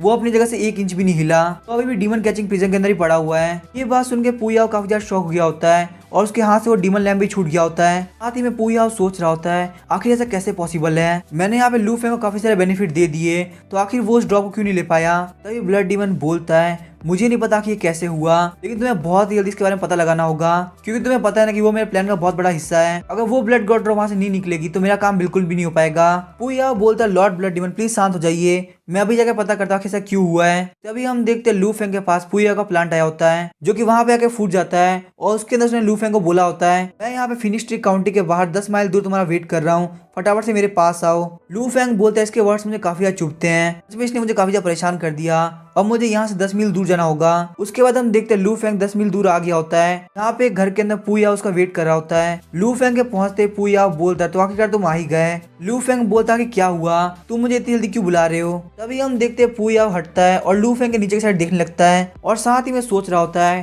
कहीं स्काई सोलिंग डिमोनिक बॉडी के अंदर कोई दिक्कत तो नहीं है। उसको ऐसे घूरते हुए देख के लू फेंग बोलता है, आखिर तुम यहाँ पे कहाँ देख रहे हो? मेरी जो तबीयत है वो आजकल ठीक नहीं रह रही, इसलिए मैं रात को ज्यादा देर तक नहीं जाग पाता। आखिर तुम्हें यहाँ पे किसने बोला था कि इस मिशन को इतनी रात को रखने को? तुम्हारे प्लान का वेट करते करते मुझे वहाँ पे नींद आ गई और मैं वहाँ पे सो गया। ये बात सुन के पुया काफी चिढ़ गया होता है और बोलता है, क्या तुम्हें वहाँ पे नींद आ गई? आखिर तुम कैसे इंसान हो? तुम्हें पता ली केन को वहाँ से बाहर निकालने के लिए मैंने कितनी ज्यादा मेहनत करी, यहाँ तक कि मेरा एक ग्रैंड मास्टर लड़का डीमन भी मारा गया और तुम अब मुझे ये बोलोगे तुम्हें बस नींद आ गई? लू फेंग बोलता है, मैं तुमसे झूठ नहीं बोलूंगा, मुझे यहाँ पे सच में नींद आ गई। तुम्हें नहीं पता क्या ह्यूमंस के लिए सोना काफी जरूरी होता है? अगर एक ह्यूमन सही से नहीं सोएगा तो अगले दिन सही से काम कैसे करेगा? तुम डीमन को भले ही कुछ ना करना पड़ता हो, लेकिन मुझे अगले दिन जाकर डीमन कैचिंग ब्यूरो के अंदर काम करना पड़ता है। लेकिन तुम यहाँ पे इतनी टेंशन क्यों ले रहे हो? हमें कोई और मौका जरूर मिलेगा, उस वक्त हम लोग ब्लड गॉड ड्रॉप को ले लेंगे। पुया बोलता है, लू फेंग तुम्हें क्या लगता है कि मैं यहाँ पे तुम्हें मारने की हिम्मत नहीं करूंगा? लू फेंग बोलता है, क्या तुमने अभी क्या बोला? पुया बोलता है, क्या तुम्हें काफी डर लग रहा है? लू फेंग बोलता है, मुझे इस चीज का भरोसा है, तुम ये करने की हिम्मत बिल्कुल भी नहीं करोगे। और साथ ही में वो सोच रहा होता है, मुझे लगता है यहाँ पे पुया इरिटेट हो रहा है, ये मेरे लिए बिल्कुल परफेक्ट अपॉर्चुनिटी रहेगी, मैं यहाँ पे काफी सारी एबिलिटीज पा सकता हूँ। उसके बाद लू फेंग पुया का कॉलर पकड़ लेता है और बोलता है, अगर तुम्हारे अंदर हिम्मत है तो फटाफट से मुझे टच करके दिखाओ। लू फेंग की इस हरकत की वजह से पुया को काफी ज्यादा गुस्सा आ रहा होता है और साथ ही में वो सोच रहा होता है, अगर मेरे मास्टर का प्लान नहीं होता तो मैंने अभी तक तुम्हें पूरी तरह तोड़ दिया होता, लेकिन मैं यहाँ पे कैसे भी करके मेरे मास्टर के लिए खुद को कंट्रोल करके रखूंगा। लेकिन इसका मतलब ये बिल्कुल नहीं कि मैं तुम्हें सबक नहीं सिखा सकता। उसके बाद वो लू फेंग का हाथ काफी जोर से पकड़ लेता है। पुया को ऐसा करते सिस्टम का अलर्ट आता है। सिस्टम बोलता है, आपके ऊपर यहाँ पे पुया ने अटैक किया है, इसीलिए आपके डिफेंस को 10,000 पॉइंट बढ़ाया जाता है। पुया बोलता है, क्या हुआ लू फेंग, अब तुम एरोगेंट बिहेव नहीं कर पा रहे? लू फेंग सोच रहा होता है, क्या यही होती है ग्रैंड मास्टर लेवल की फुल पावर? पुया की लिमिट इससे भी बहुत ज्यादा है। उसके बाद हम देखते हैं लू फेंग पुया का मास्क हटाते हुए उसके मुंह के अंदर थूक देता है। इस बात से पुया को काफी गंदा फील हो रहा होता है। लू फेंग बोलता है, अब मुझे बताओ आखिर किसको यहाँ पे डर लग रहा है? पुया काफी चिढ़ जाता है और लू फेंग को काफी बुरे से मारने लगता है और बोलता है, लू फेंग आज मैं तुम्हें जिंदा नहीं छोड़ूंगा। यहाँ पे लू फेंग के पॉइंट्स लगातार इंक्रीज हो रहे होते हैं। तभी सिस्टम लू फेंग को बताता है कि आपका जो डिफेंस है वो लिमिट पे पहुंच चुका है, इसीलिए यहाँ पे आपकी अनब्रेकेबल वज्र बॉडी को अपग्रेड किया जाएगा। और साथ ही में यहाँ पे डिटेक्ट किया गया कि आपके पास ड्रैगन ब्लड लाइन और ब्लड रीबर्थ है, तो आपकी जो अनब्रेकेबल वज्र बॉडी है वो सब उनके साथ इन्फ्यूज हो सकती है। उसके बाद हम देखते हैं लू फेंग के पास सिस्टम की तरफ से एक और नोटिफिकेशन आती है, जिसमें सिस्टम लू फेंग को कांग्रेचुलेट करते हुए बोलता है, आपको यहाँ पे ब्लैक ड्रैगन इमॉर्टल बॉडी मिलती है जो कि उसकी एलिमेंट्री लेवल पे है। लू फेंग सोच रहा था, ब्लैक ड्रैगन इमॉर्टल बॉडी सच में तो काफी ज्यादा बढ़िया है। फिर हम देखते हैं पुया लू फेंग को एक और पंच मारता है और सिस्टम लू फेंग को बताता है कि आपके डिफेंस पावर के अंदर 1000 पॉइंट को ऐड किया गया है। उसके बाद सिस्टम लू फेंग को कांग्रेचुलेट करते हुए बोलता है, आपकी स्ट्रेंथ, डिफेंस, स्पीड और फिजिक्स सबको इंप्रूव कर दिया गया है और अब जो आपकी स्पीड है वो बिल्कुल भी आपकी कमजोरी नहीं रही। पुया बोलता है, लू फेंग क्या तुम्हें मार खा के मजा आ गया? फिर लू फेंग के पास एक और नोटिफिकेशन आती है जिसमें उसे बताया जाता है कि आपकी पावर अभी ग्रैंड मास्टर के लेवल की हो चुकी है। लू फेंग सोच रहा होता है तो काफी ज्यादा बढ़िया है, अगर black dragon immortal body elementary level पे इतनी ज्यादा पावरफुल है तो आखिर इसका इंटरमीडिएट एडवांस लेवल कितना ज्यादा होगा। मुझे यहाँ पे कैसे भी करके पुया को और देर तक रखना होगा, शायद से यहाँ पे मेरी एक्टिंग स्किल काम आ सकती है। उसके बाद हम देखते हैं लू फेंग एक्टिंग करते हुए जमीन के ऊपर गिर जाता है। पुया बोलता है, तुम्हें समझ में आ गया ना, तुम्हें काफी ज्यादा डर लग रहा है। लेकिन तभी लू फेंग पुया को मजाक उड़ाते हुए बोलता है, मैं यहाँ पे बिल्कुल भी अपनी हार एक्सेप्ट नहीं कर रहा, तुम्हारे अंदर इतनी एबिलिटी नहीं कि तुम मुझे मार सको। उसके बाद हम देखते हैं पुया लू फेंग को और मारने लगता है और सिस्टम लगातार लू फेंग को नोटिफिकेशन दे रहा होता है कि आपके डिफेंस को लगातार 1000 पॉइंट से इंक्रीज किया जा रहा है। वहाँ पे मारते मारते हम देखते हैं कि घर भी काफी हद तक टूट गया होता है। उसके बाद हम देखते हैं पुया बोलता है, लू फेंग बताओ आखिर तुमने क्या सोचा है, क्या तुम यहाँ पे मेरे साथ कोऑपरेट करोगे या फिर तुम और मार खाना चाहते हो? तभी लू फेंग बोलता है, पुया क्या तुम्हारा गेम फिनिश हो चुका है? मैं अभी भी इस बात पे टिका हुआ हूँ कि तुम मुझे यहाँ पे बिल्कुल भी नहीं मार सकते, तुम्हारे अंदर इतनी एबिलिटी नहीं है। ये बात सुन के पुया काफी ज्यादा शॉक हो गया होता है। लू फेंग बोलता है, आखिर ऐसा किसने कहा कि मैं तुम्हारे साथ कोऑपरेट नहीं करूंगा? लेकिन यहाँ पे मेरी दिक्कत बस यही है कि मैं किसी भी बात से कन्विंस नहीं होता। अगर तुम मुझे यहाँ पे मार मार के जान भी ले लेते तो भी मैं तुम्हारी बातों से कन्विंस नहीं होता। मैं यहाँ पे हर रात को टाइम से सोने के लिए चला जाता हूँ, तो अगर तुम्हारे प्लान को आगे बढ़ाना है और तुम चाहते हो कि मैं कोऑपरेट करूँ तो तुम्हें अपने प्लान को मेरे अकॉर्डिंग रखना होगा। पुया बोलता है, आज से 3 दिन बाद यहाँ पे ओरिजिनल प्लान इंप्लीमेंट होना स्टार्ट हो जाएगा। लू फेंग बोलता है, क्या हुआ तुम अभी जा रहे हो, क्या तुम मुझे और नहीं मारोगे? पुया वहाँ जाते हुए सोच रहा होता है, ये बंदा काफी अजीब है, ये मुझसे यहाँ पे इतनी देर से मार खा रहा है पर इसके शरीर के ऊपर एक भी निशान नहीं है। एक बात तो पक्की कि मास्टर के प्लान खत्म होने के बाद इसको यहाँ पे मारना काफी जरूरी हो जाएगा, क्योंकि फ्यूचर के अंदर काफी बड़ी प्रॉब्लम हो सकता है। उसके वहाँ जाने के बाद लू फेंग देखते कि वहाँ पे एक बोतल पड़ी हुई है। लू फेंग सोचता ही तो वही जगह जहाँ पे पुया खड़ा था, क्या इसका मतलब ये है कि पुया ने मेले छोड़ा है? उसके बाद जब लू फेंग उस लिक्विड को सूंघता है तो बोलता है, लगता है काफी हाई लेवल की मेडिसिन है, अगर मैं इसको यहाँ पे बेचता हूँ तो मेरे को काफी सारे पैसे मिल सकते हैं। उसके बाद हम देखते हैं पुया वापस से ब्लड डीमन के पास आ गया होता है है और बोलता है लॉर्ड मुझे पता चल गया कि आखिर रीजन क्या था। ब्लड डीमन बोलता है फटाफट से मुझे एक्सप्लेन करो कि आखिर उसके वहाँ पे ना जाने का रीजन क्या था। पूया बोलता है लास्ट नाइट इसीलिए वो वहाँ पे नहीं गया था क्योंकि उसे अपने घर के अंदर नींद आ गई थी। ब्लड डीमन बोलता है क्या उसके ऊपर कोई इल्यूजन का यूज किया गया था या फिर उसे कोई ड्रग दिया गया था। पूया बोलता नहीं ऐसा कुछ भी नहीं है, उसे बस वहाँ पे नींद आ गई थी। तभी हम देखते हैं ब्लड डीमन बोलता है सच में लू फेंग काफी इंटरेस्टिंग इंसान है और अगर हम लोग को यहाँ पे अपने एनिमी को हराना है तो सबसे पहले अपने एनिमी को समझना होगा। अब क्या मुझे इस चीज पे भी डाउट करना पड़ेगा कि तुम लू फेंग को सही से नहीं समझ पाए। ये बात सुनकर पूया काफी ज्यादा शॉक हो गया होता है और सोच रहा होता है लगता है लू फेंग ने मुझे बेवकूफ बनाया। ब्लड डीमन बोलता है पूया मुझे लगता है तुम्हें अपने तरीके को चेंज करना पड़ेगा, शायद ऐसा करने से तुम्हारी मेहनत भी काफी ज्यादा कम लगेगी और तुम्हें रिजल्ट भी काफी अच्छा मिलेगा। तभी पूया बोलता है लॉर्ड ब्लड डीमन आपके ऐसा बोलने के लिए थैंक यू, और क्योंकि लू फेंग कंट्रोल करना काफी ज्यादा मुश्किल है तो क्यों ना आप किसी और को मेरी जगह भेजे। साथ ही में पूया मन में सोच रहा होता है आखिर ये कौन से तरीके को यूज करने को बोल रहे हैं, मुझे कुछ भी समझ में नहीं आ रहा। ब्लड डीमन बोलता है लू फेंग के पास स्काई सोलिंग डिमोनिक बॉडी है जिसकी हेल्प से अगर वो ब्लड गॉड ड्रॉप को जाकर डिवॉल्व भी कर लेता है तो भी उसको कोई प्रॉब्लम नहीं होगी और वो बहुत इजीली वहां से उसको लेके आ जाएगा। मैं अपनी बॉडी कंट्रोल को खो चुका हूँ और यही वजह कि मेरी पावर बहुत ज्यादा कम बची है और मुझे यहाँ पे लिविंग बींग्स को डिवॉल्व करके काम चलाना पड़ रहा है। पूया बोलता है ठीक है आप जैसा बोल रहे वैसा ही होगा। ब्लड डीमन बोलता है पूया तुम जानते हो कि मेरा पेशेंस काफी ज्यादा कम है, तुम अगर यहाँ पे मल्टीपल टाइम फेल होगे तो उसको मैं बिल्कुल भी टॉलरेट नहीं कर पाऊंगा। मुझे अगले 3 दिन के अंदर ये न्यूज सुनाई देनी चाहिए कि लू फेंग वहां से ब्लड गॉड ड्रॉप को लेके आ गया। पूया बोलता लॉर्ड ब्लड डीमन मुझे समझ में आ गया, मैं बिल्कुल ऐसा ही करूंगा। तभी हमें डीमन कैचिंग ब्यूरो के ऑफिस का सीन दिखाया जाता है। वहाँ पे लू फेंग एक बंदे से पूछते हुए जा रहा होता है कि आखिर मुझे मास्टर ली ने क्यों बुलाया है। तो वो बंदा बोलता है मुझे नहीं पता कि मास्टर ली ने आपको क्यों बुलाया है, आप खुद जाके देख लीजिए और अगर यहाँ आपके और मास्टर ली के बीच में कोई दिक्कत हो तो आप प्लीज मुझे बीच में मत लाना। हम देखते वो जो डिसाइपल होता है वो गेट खोलता है और बोलता है मास्टर ली लू फेंग यहाँ पे आ चुका है। लू फेंग अंदर एंटर करता है और बोलता है मास्टर ली आखिर आपने मुझे क्यों बुलाया। मास्टर ली बोलते नौटंकी करना बंद करो, मेरे यहाँ पे सामने एक मास्टर बैठे हुए हैं। तभी लू फेंग बोलता आखिर ओल्ड मैन है कौन, और वहीं वो ओल्ड मैन बोल रहा था मिस्टर ली कि यही लू फेंग इसके बारे में आप बात कर रहे थे। मास्टर ली बोलते लू फेंग बदतमीजी करना बंद करो, यहाँ पे बिल्कुल भी ऐसी गलती मत करो कि मुझे तुम्हें दूसरी वार्निंग देनी पड़े। तभी लू फेंग बोलता है मास्टर ली अगर आप मुझसे ऐसे बात करेंगे तो आखिर हम बहुत देर तक कॉपरेट कैसे कर पाएंगे, आपको तो पता है ना कि हमें यहाँ बहुत दूर तक चलना है। और हम देखते लू फेंग कैसे बिहेव की वजह से मास्टर ली काफी ज्यादा चिढ़ रहे होते हैं। लू फेंग बोलता है बाकी सब छोड़ो, पहले मुझे बता कि ये ओल्ड मैन है कौन। मास्टर ली बोलते ये डानी सेट के लीडर है जिनका नाम है मास्टर डैन क्यूसेंग और ये एल्केमी के अंदर एक मास्टर है और इनको ही मैंने यहाँ पे तुम्हारे टीचर के तौर पे चुना है। नेक्स्ट ईयर तुम डानी सेट के अंदर जाओगे और मास्टर डैन से एल्केमी सीखोगे, इस तरीके से तुम्हारी जेड ड्रैगन सीक्रेट एलियम के लिए बहुत अच्छी प्रैक्टिस भी हो जाएगी। मास्टर ली सोच रहे होते हैं अगर इसको जेड ड्रैगन सीक्रेट एलियम के अंदर नहीं जाना होता तो मैं इसको इतनी देर तक एंड्योर नहीं करता। इसमें लू फेंग ने काफी ज्यादा एरोगेंसी की हद कर दी है। लू फेंग बोलता है मुझे ऐसी फालतू जगह पे नहीं जाना, मुझे मेरा डीमन कैचिंग ब्यूरो काफी ज्यादा बढ़िया लगता है। साथ ही में लू फेंग सोच रहा होता है मैं अपने डीमन को छोड़ के कहाँ जाऊंगा और अगर मैं यहाँ पे डीमन कैचिंग ब्यूरो से बाहर निकल गया तो आखिर पूया मुझे कैसे ढूंढेगा। मास्टर ली बोलते लू फेंग तुम ऐसा नहीं बोल सकते।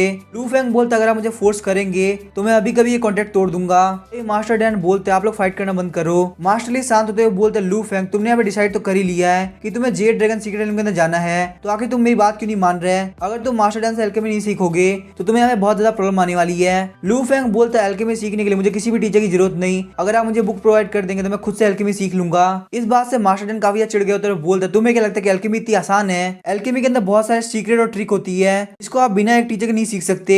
तभी लू फेंग काफी एरोगेंसी से बोलता है आपने जो भी बोला मैं वो बिल्कुल भी नहीं सुन पाया, आप एक बार वापस रिपीट कर सकते हैं। तभी मास्टर डैन बोलते हैं मास्टर ली प्लीज मुझे माफ कर दीजिए लेकिन आपका जो जीनियस स्टूडेंट है वो काफी ज्यादा एरोगेंट है और इसको यहाँ पे ऐसा लगता है कि मैं इसको कुछ भी नहीं सिखा सकता तो मुझे लगता है मुझे यहाँ जाना चाहिए। और ये बोल के मास्टर डैन वहाँ जाने लगते हैं। तभी हम देखते हैं लू फेंग बोलता है ओल्ड मैन क्यों ना हम लोग एक बेट लगाए, तुम मुझे किसी भी एलेक्सी को बनाने की रेसिपी दो और मैं उसको हाथों हाथ तैयार करता हूँ, अगर मैं उस एलेक्सी को सही से बना पाया तो मैं जीता और अगर मैं उसको नहीं बना पाया तो तुम जीते। मास्टर डैन बोलते लेकिन ऐसा क्यों होगा, तुम क्यों जीतोगे और मैं क्यों हारूंगा। लू फेंग बोलता क्या तुम यहाँ पे गैम्बलिंग में भरोसा नहीं करते। तभी मास्टर डैन बोलता तुम्हारे कपड़े देखो, तुमको देखकर बिल्कुल भी लगता कि तुम्हारा बैट लगाने के लिए कुछ है भी। तभी हम देखते लू फेंग मास्टर के हाथों में एक पिल की बोतल दे देता है और जब मास्टर डैन उस पिल को चेक करते हैं तो वो काफी ज्यादा शॉक हुए होते हैं। उसके बाद लू फेंग बहुत सारी पिल की बोतल फेंकने लगता है। मास्टर डैन बोलते ये सारी पिल काफी ज्यादा हाई लेवल की है, इन सभी का प्राइस तो बहुत ही ज्यादा होगा। लू फेंग बोलता क्या है तुम्हारे लिए इनफ है या फिर मैं और निकालूं। वहीं पे मास्टर ली सोच रहे होते हैं आखिर इसके पास इतने हाई लेवल के एलिक्सिर कहाँ से आए। मास्टर डैन काफी ज्यादा खुश हो गए उधर बोलते हैं मुझे लगता है इतना इनफ रहेगा। लू फेंग बोलते मेरी तरफ से तो हो गया, ओल्ड मैन अब तुम बताओ आखिर तुम बेड पे क्या लगाने वाले हो।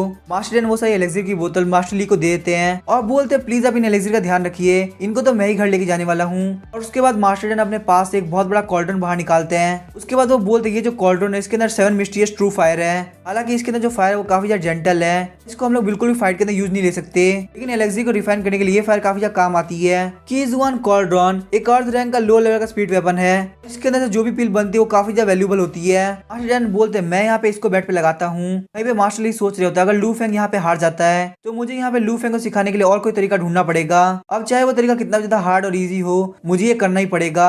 मास्टर डैन बोलते कॉमन एलेक्सिर बनाना तो काफी ज्यादा आसान होता है और अगर मैं तुम्हें यहाँ पे उसकी रेसिपी देता हूँ तो तुम बहुत इजीली बना लोगे। ये जो मेरे पास रेसिपी ये मेरे सेट की बहुत पुरानी रेसिपी है और इसके बारे में यहाँ पे वर्ल्ड के अंदर किसी को भी नहीं पता। लू फेंग उस बुक को ले लेता है और बोलता है मेरे पास लेकिन यहाँ पे कोई भी मटेरियल नहीं है और ना ही मेरे पास कोई कॉल्ड्रन है ताकि मैं उसके अंदर पिल बना सकूं। मास्टर डैन बोलते तुम मेरा कॉल्ड्रन यूज कर सकते हो और मेरे पास यहाँ पे इस पिल को बनाने के लिए मटेरियल पड़े हैं। लेकिन तभी हम देखते लू फेंग उस बुक को उनको दे देता है। ये देख के मास्टर डैन बोलता है कि तुम क्या कर रहे हो, कहीं इसका मतलब ये तो नहीं कि तुम इतने क्रिटिकल मोमेंट के अंदर गिव अप करना चाहते हो। लू फेंग बोलता है इसके अंदर जो भी प्रिस्क्रिप्शन लिखा हुआ है वो मेरे एक बार देखने से याद हो गया, तो इसीलिए अब मैं यहाँ पे इसको बनाने के लिए जा रहा हूँ। हम देखते लू फेंग उस कॉल्ड्रन के अंदर सारे मेटल डालना चालू कर देता है। लू फेंग को ऐसा करते हुए देख के मास्टर डैन सोच रहे होते हैं मुझे पहले लगा था ये बंदा काफी ज्यादा एरोगेंट है लेकिन सच में काफी टैलेंटेड होगा, पर अब मुझे देख के लग रहा है कि अच्छा ही कि मैं इसका टीचर नहीं बना क्योंकि इसको पढ़ाने से मेरा नाम ही खराब होता। इन सब चीजों के लिए मुझे मास्टर ली ब्लेम भी नहीं करेंगे, लेकिन क्या होगा अगर हारने के बाद भी ये लड़का अपने हार मानने से मना कर दे, उस वक्त मास्टर ली क्या करेंगे। तभी हम देखते लू फेंग अपने फायर कंट्रोल एबिलिटी का यूज करते हुए फायर को एक्टिवेट करता है और उन सारे मटेरियल को फायर के साथ मिक्स करने लगता है। तो देर बाद लू फेंग बोलता है मेरा काम कंप्लीट हो गया। मास्टर डैन बोलता है अगर तुम्हारा एलेक्सी रेडी है तो मैं फटाफट से स्टॉक को चालू कर देता हूँ। हम देखते हैं मास्टर डैन से लेकर मास्टर ली सबकी नजर उसी कॉल्ड्रन पे होती है और तभी मास्टर डैन उस कॉल्ड्रन में कुछ देख के काफी ज्यादा शॉक हुए होते हैं। फिर लू फेंग वहाँ पे उन लोगों को पिल गिराना चालू करता है और गिनते गिनते वो लोग देखते कि उसके अंदर से 12 पिल बाहर निकल गई होती है और एंड में जब वो लोग देखते कि उसके अंदर से पूरी 14 पिल बाहर निकली है तो मास्टर डैन और मास्टर ली दोनों ही काफी ज्यादा शॉक हो गए होते हैं। मास्टर डैन सोचता है कि कैसे हो सकता है, मैं जो कि इतना एक्सपीरियंस्ड हूँ वही मैक्सिमम एक बार में से 5 पिल बना सकता है, लेकिन इस लड़के ने यहाँ पे एक कॉल्ड्रन के अंदर पूरी 14 पिल बना दी और यहाँ पे एक छोटा सा हर्ब भी वेस्ट नहीं हुआ। ये बात तो बिल्कुल इम्पॉसिबल है। मास्टर डैन बोलता लू फेंग आखिर तुमने मेरे ऊपर इल्यूजन कब डाला, मुझे पक्का भरोसा है कि ये सब मैं इल्यूजन देख रहा हूँ। लू फेंग बोलता आखिर आप क्या बात कर रहे हैं, ये कोई इल्यूजन नहीं है, अगर आपको मेरे ऊपर भरोसा नहीं तो आप टेस्ट करके देख सकते हैं। मास्टर ली बोलते ये सारी फालतू बात करना बंद करो। अभी हम देखते हैं मास्टर डैन उसमें से एक पिल उठाते हैं और उसको खा लेते हैं। मास्टर डैन बोलते मुझे मेरे मुंह के अंदर काफी स्मूथ और मेलन जैसा टेस्ट आ रहा है और इसका स्मेल भी काफी ज्यादा अच्छा है, लेकिन उस पिल को खाने के साथ ही मास्टर डैन वहीं पे बेहोश हो गए होते हैं। ये देख के लू फेंग और मास्टर ली काफी ज्यादा शॉक हो जाते हैं। लू फेंग बोलता ओल्ड मैन फटाफट से उठ जाओ, मैंने यहाँ पे तुम्हारे साथ कुछ भी नहीं किया, तुम यहाँ पे मर नहीं सकते। मास्टर ली बोला क्या तुम जैसे सारे अल्केमिस्ट के पास एक ही जैसा मॉरल कैरेक्टर होता है, तुमको यहाँ पे क्या प्रूव करने के लिए सिर्फ यही टेक्निक मिली थी। उसके बाद हम देखते हैं मास्टर ली उसको एक पिल खिला देते हैं। उसके बाद मास्टर ली वहाँ पे उठ के बैठ जाते हैं। लू फेंग सोच रहा था ये ओल्ड मैन तो काफी बड़ा बेवकूफ है, सिर्फ एक एलेक्सी की रियलिटी को जानने के लिए इसने यहाँ पे उस एलेक्सी को खा लिया, जबकि उसको पता है कि काफी डेंजरस भी हो सकता है। अगर इस जैसा बंदा मेरा मास्टर बन गया तो ये मेरी इंटेलिजेंस के लिए बहुत बड़ी इंसल्ट होगी। मास्टर डैन बोल रहे होते हैं आखिर इस अर्थ के ऊपर तुमने ऐसा किया कैसे, ये करना तो बिल्कुल इम्पॉसिबल है, मैं जो कि इतने सालों से अल्केमी को परफॉर्म कर रहा हूँ, तुम आखिर मेरे सामने इतने बड़े कैसे हो सकते हो। उसके बाद हम देखते हैं मास्टर डैन लू फेंग को एक बोतल देते हैं जिसके अंदर रियलम ब्रेकिंग पिल होती है जो कि वो रियोन से लेके आए थे।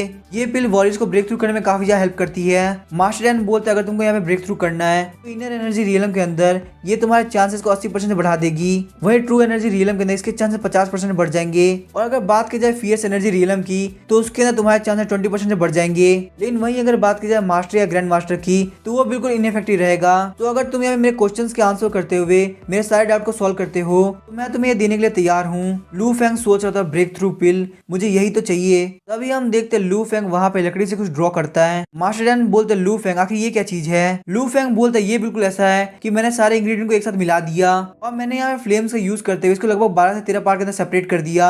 ये बिल्कुल ऐसा है जैसे कि आप 12 एल्केमी एक साथ परफॉर्म कर रहे हो, जैसे ही आपको लगे कि ये कंप्लीट हो रहा है उसके बाद आप इन सभी को फ्यूज करके एक पिल के अंदर कन्वर्ट कर सकते हैं। मास्टर ली बोलते क्या आखिर कैसे पॉसिबल है। मास्टर डैन बोलते मुझे भी ये लगता है ये बिल्कुल इम्पॉसिबल है, ऐसा कभी हो ही नहीं सकता। लू फेंग बोलता है ओल्ड मैन मुझे बताइए आखिर ये चीज क्यों इम्पॉसिबल पॉसिबल है। मास्टर यान बोलते मुझे पता है कि तुम फायर कंट्रोल में काफी अच्छे हो, लेकिन आखिर एक छोटी जगह के अंदर 12 फ्लेम्स कैसे सेपरेट रह सकती है? तो पक्का एक दूसरे से टकरा के मिक्स हो जाएंगी और वो सारी फायर अलग अलग तरीके की होगी, जैसे कि high fire, fierce fire, soft fire और लो फायर। इतनी सारी डिफरेंट फायर एक साथ कैसे रह सकती है? अगर सिर्फ हाई फायर और लो फायर की बात करी जाए तो एक जगह रहने पर एक दूसरे को इफेक्ट करती है। तभी हम देखते हैं लू फेंग कॉर्डन के अंदर से फायर को बुलाता है और अपनी फिंगर्स के ऊपर कंडेंस करने लगता है और हम देखते हैं लू फेंग की फिंगर के ऊपर बहुत सारी अलग अलग तरीके की फायर कंडेंस हो गई होती है। लू फेंग बोलते अब आप क्या बोलना चाहेंगे? मैंने यहाँ पे अपनी फिंगर के ऊपर बहुत सारी फायर को कंडेंस कर दिया। मास्टर यान बोलते मिस्टर लू प्लीज मुझे माफ कर दीजिए, मैं आपके अल्केमी स्किल को पहचान नहीं पाया। या फिर यू बोले तो इस ओल्ड मैन का इतनी एबिलिटी नहीं है कि वो आपकी स्किल को पहचान सके। तभी मास्टर यान लू फेंग के पास आता है और बोलते हैं मिस्टर लू आपके जैसी एबिलिटी पूरे ग्रेट फ्लेम डायनेस्टी के अंदर किसी के पास नहीं है। लू फेंग बोलते तुम्हें यहाँ पे क्या बोलना फटाफट से बोलो,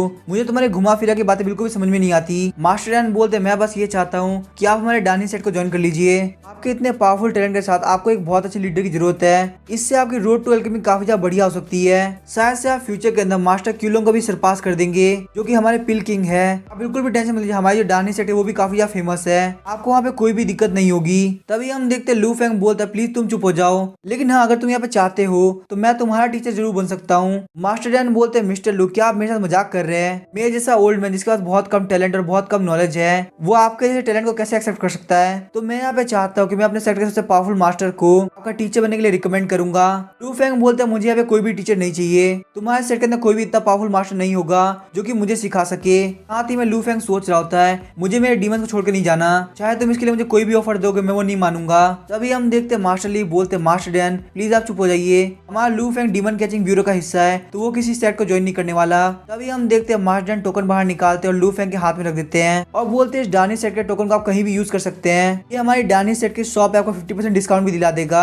और साथ ही में अगर आपका कभी भी माइंड चेंज होता है तो हमारे डानी सेट के डोर आपके लिए हमेशा ओपन रहेंगे। लू फेंग सोच रहा था इस टोकन की हेल्थ से 50% ऑफ, ये तो काफी ज्यादा बढ़िया है। तभी हम देखते हैं लू फेंग बोलने लगता है मुझे बताइए आखिर आपके डानी सेट के पास और क्या बढ़िया चीजें हैं? मास्टर ली सोच रहे तो मुझे कभी नहीं लगा था कि लू फेंग तुम्हारे पास इतना अच्छा टैलेंट होगा। इस पॉइंट ऑफ व्यू से देख के मुझे लगता है कि तुम बहुत ही जल्दी उस इनहेरिटेंस को ले लोगे और इसके अंदर तुम्हें ज्यादा टाइम भी नहीं लगने वाला। फिर हम देखते हैं लू फेंग वापस अपने घर आ गया होता है, बैठ के कल्टीवेट कर रहा होता है। तभी अचानक से लू फेंग का डोर बजता है, लू फेंग उस डोर को खोलता है। हम देखते हैं लू फेंग ने बाहर एक फायरबॉल से अटैक किया होता है और साथ ही में अपने फायर कंट्रोल एबिलिटी को भी एक्टिवेट कर दिया होता है। जब धुआं आता है तो हम देखते हैं वो कोई और नहीं बल्कि फैटी वैंग होता है। अब इसके आगे क्या होगा वो नेक्स्ट एपिसोड में जानेंगे। वीडियो पसंद है चैनल को सब्सक्राइब करके वीडियो को लाइक कर देना। Thank you.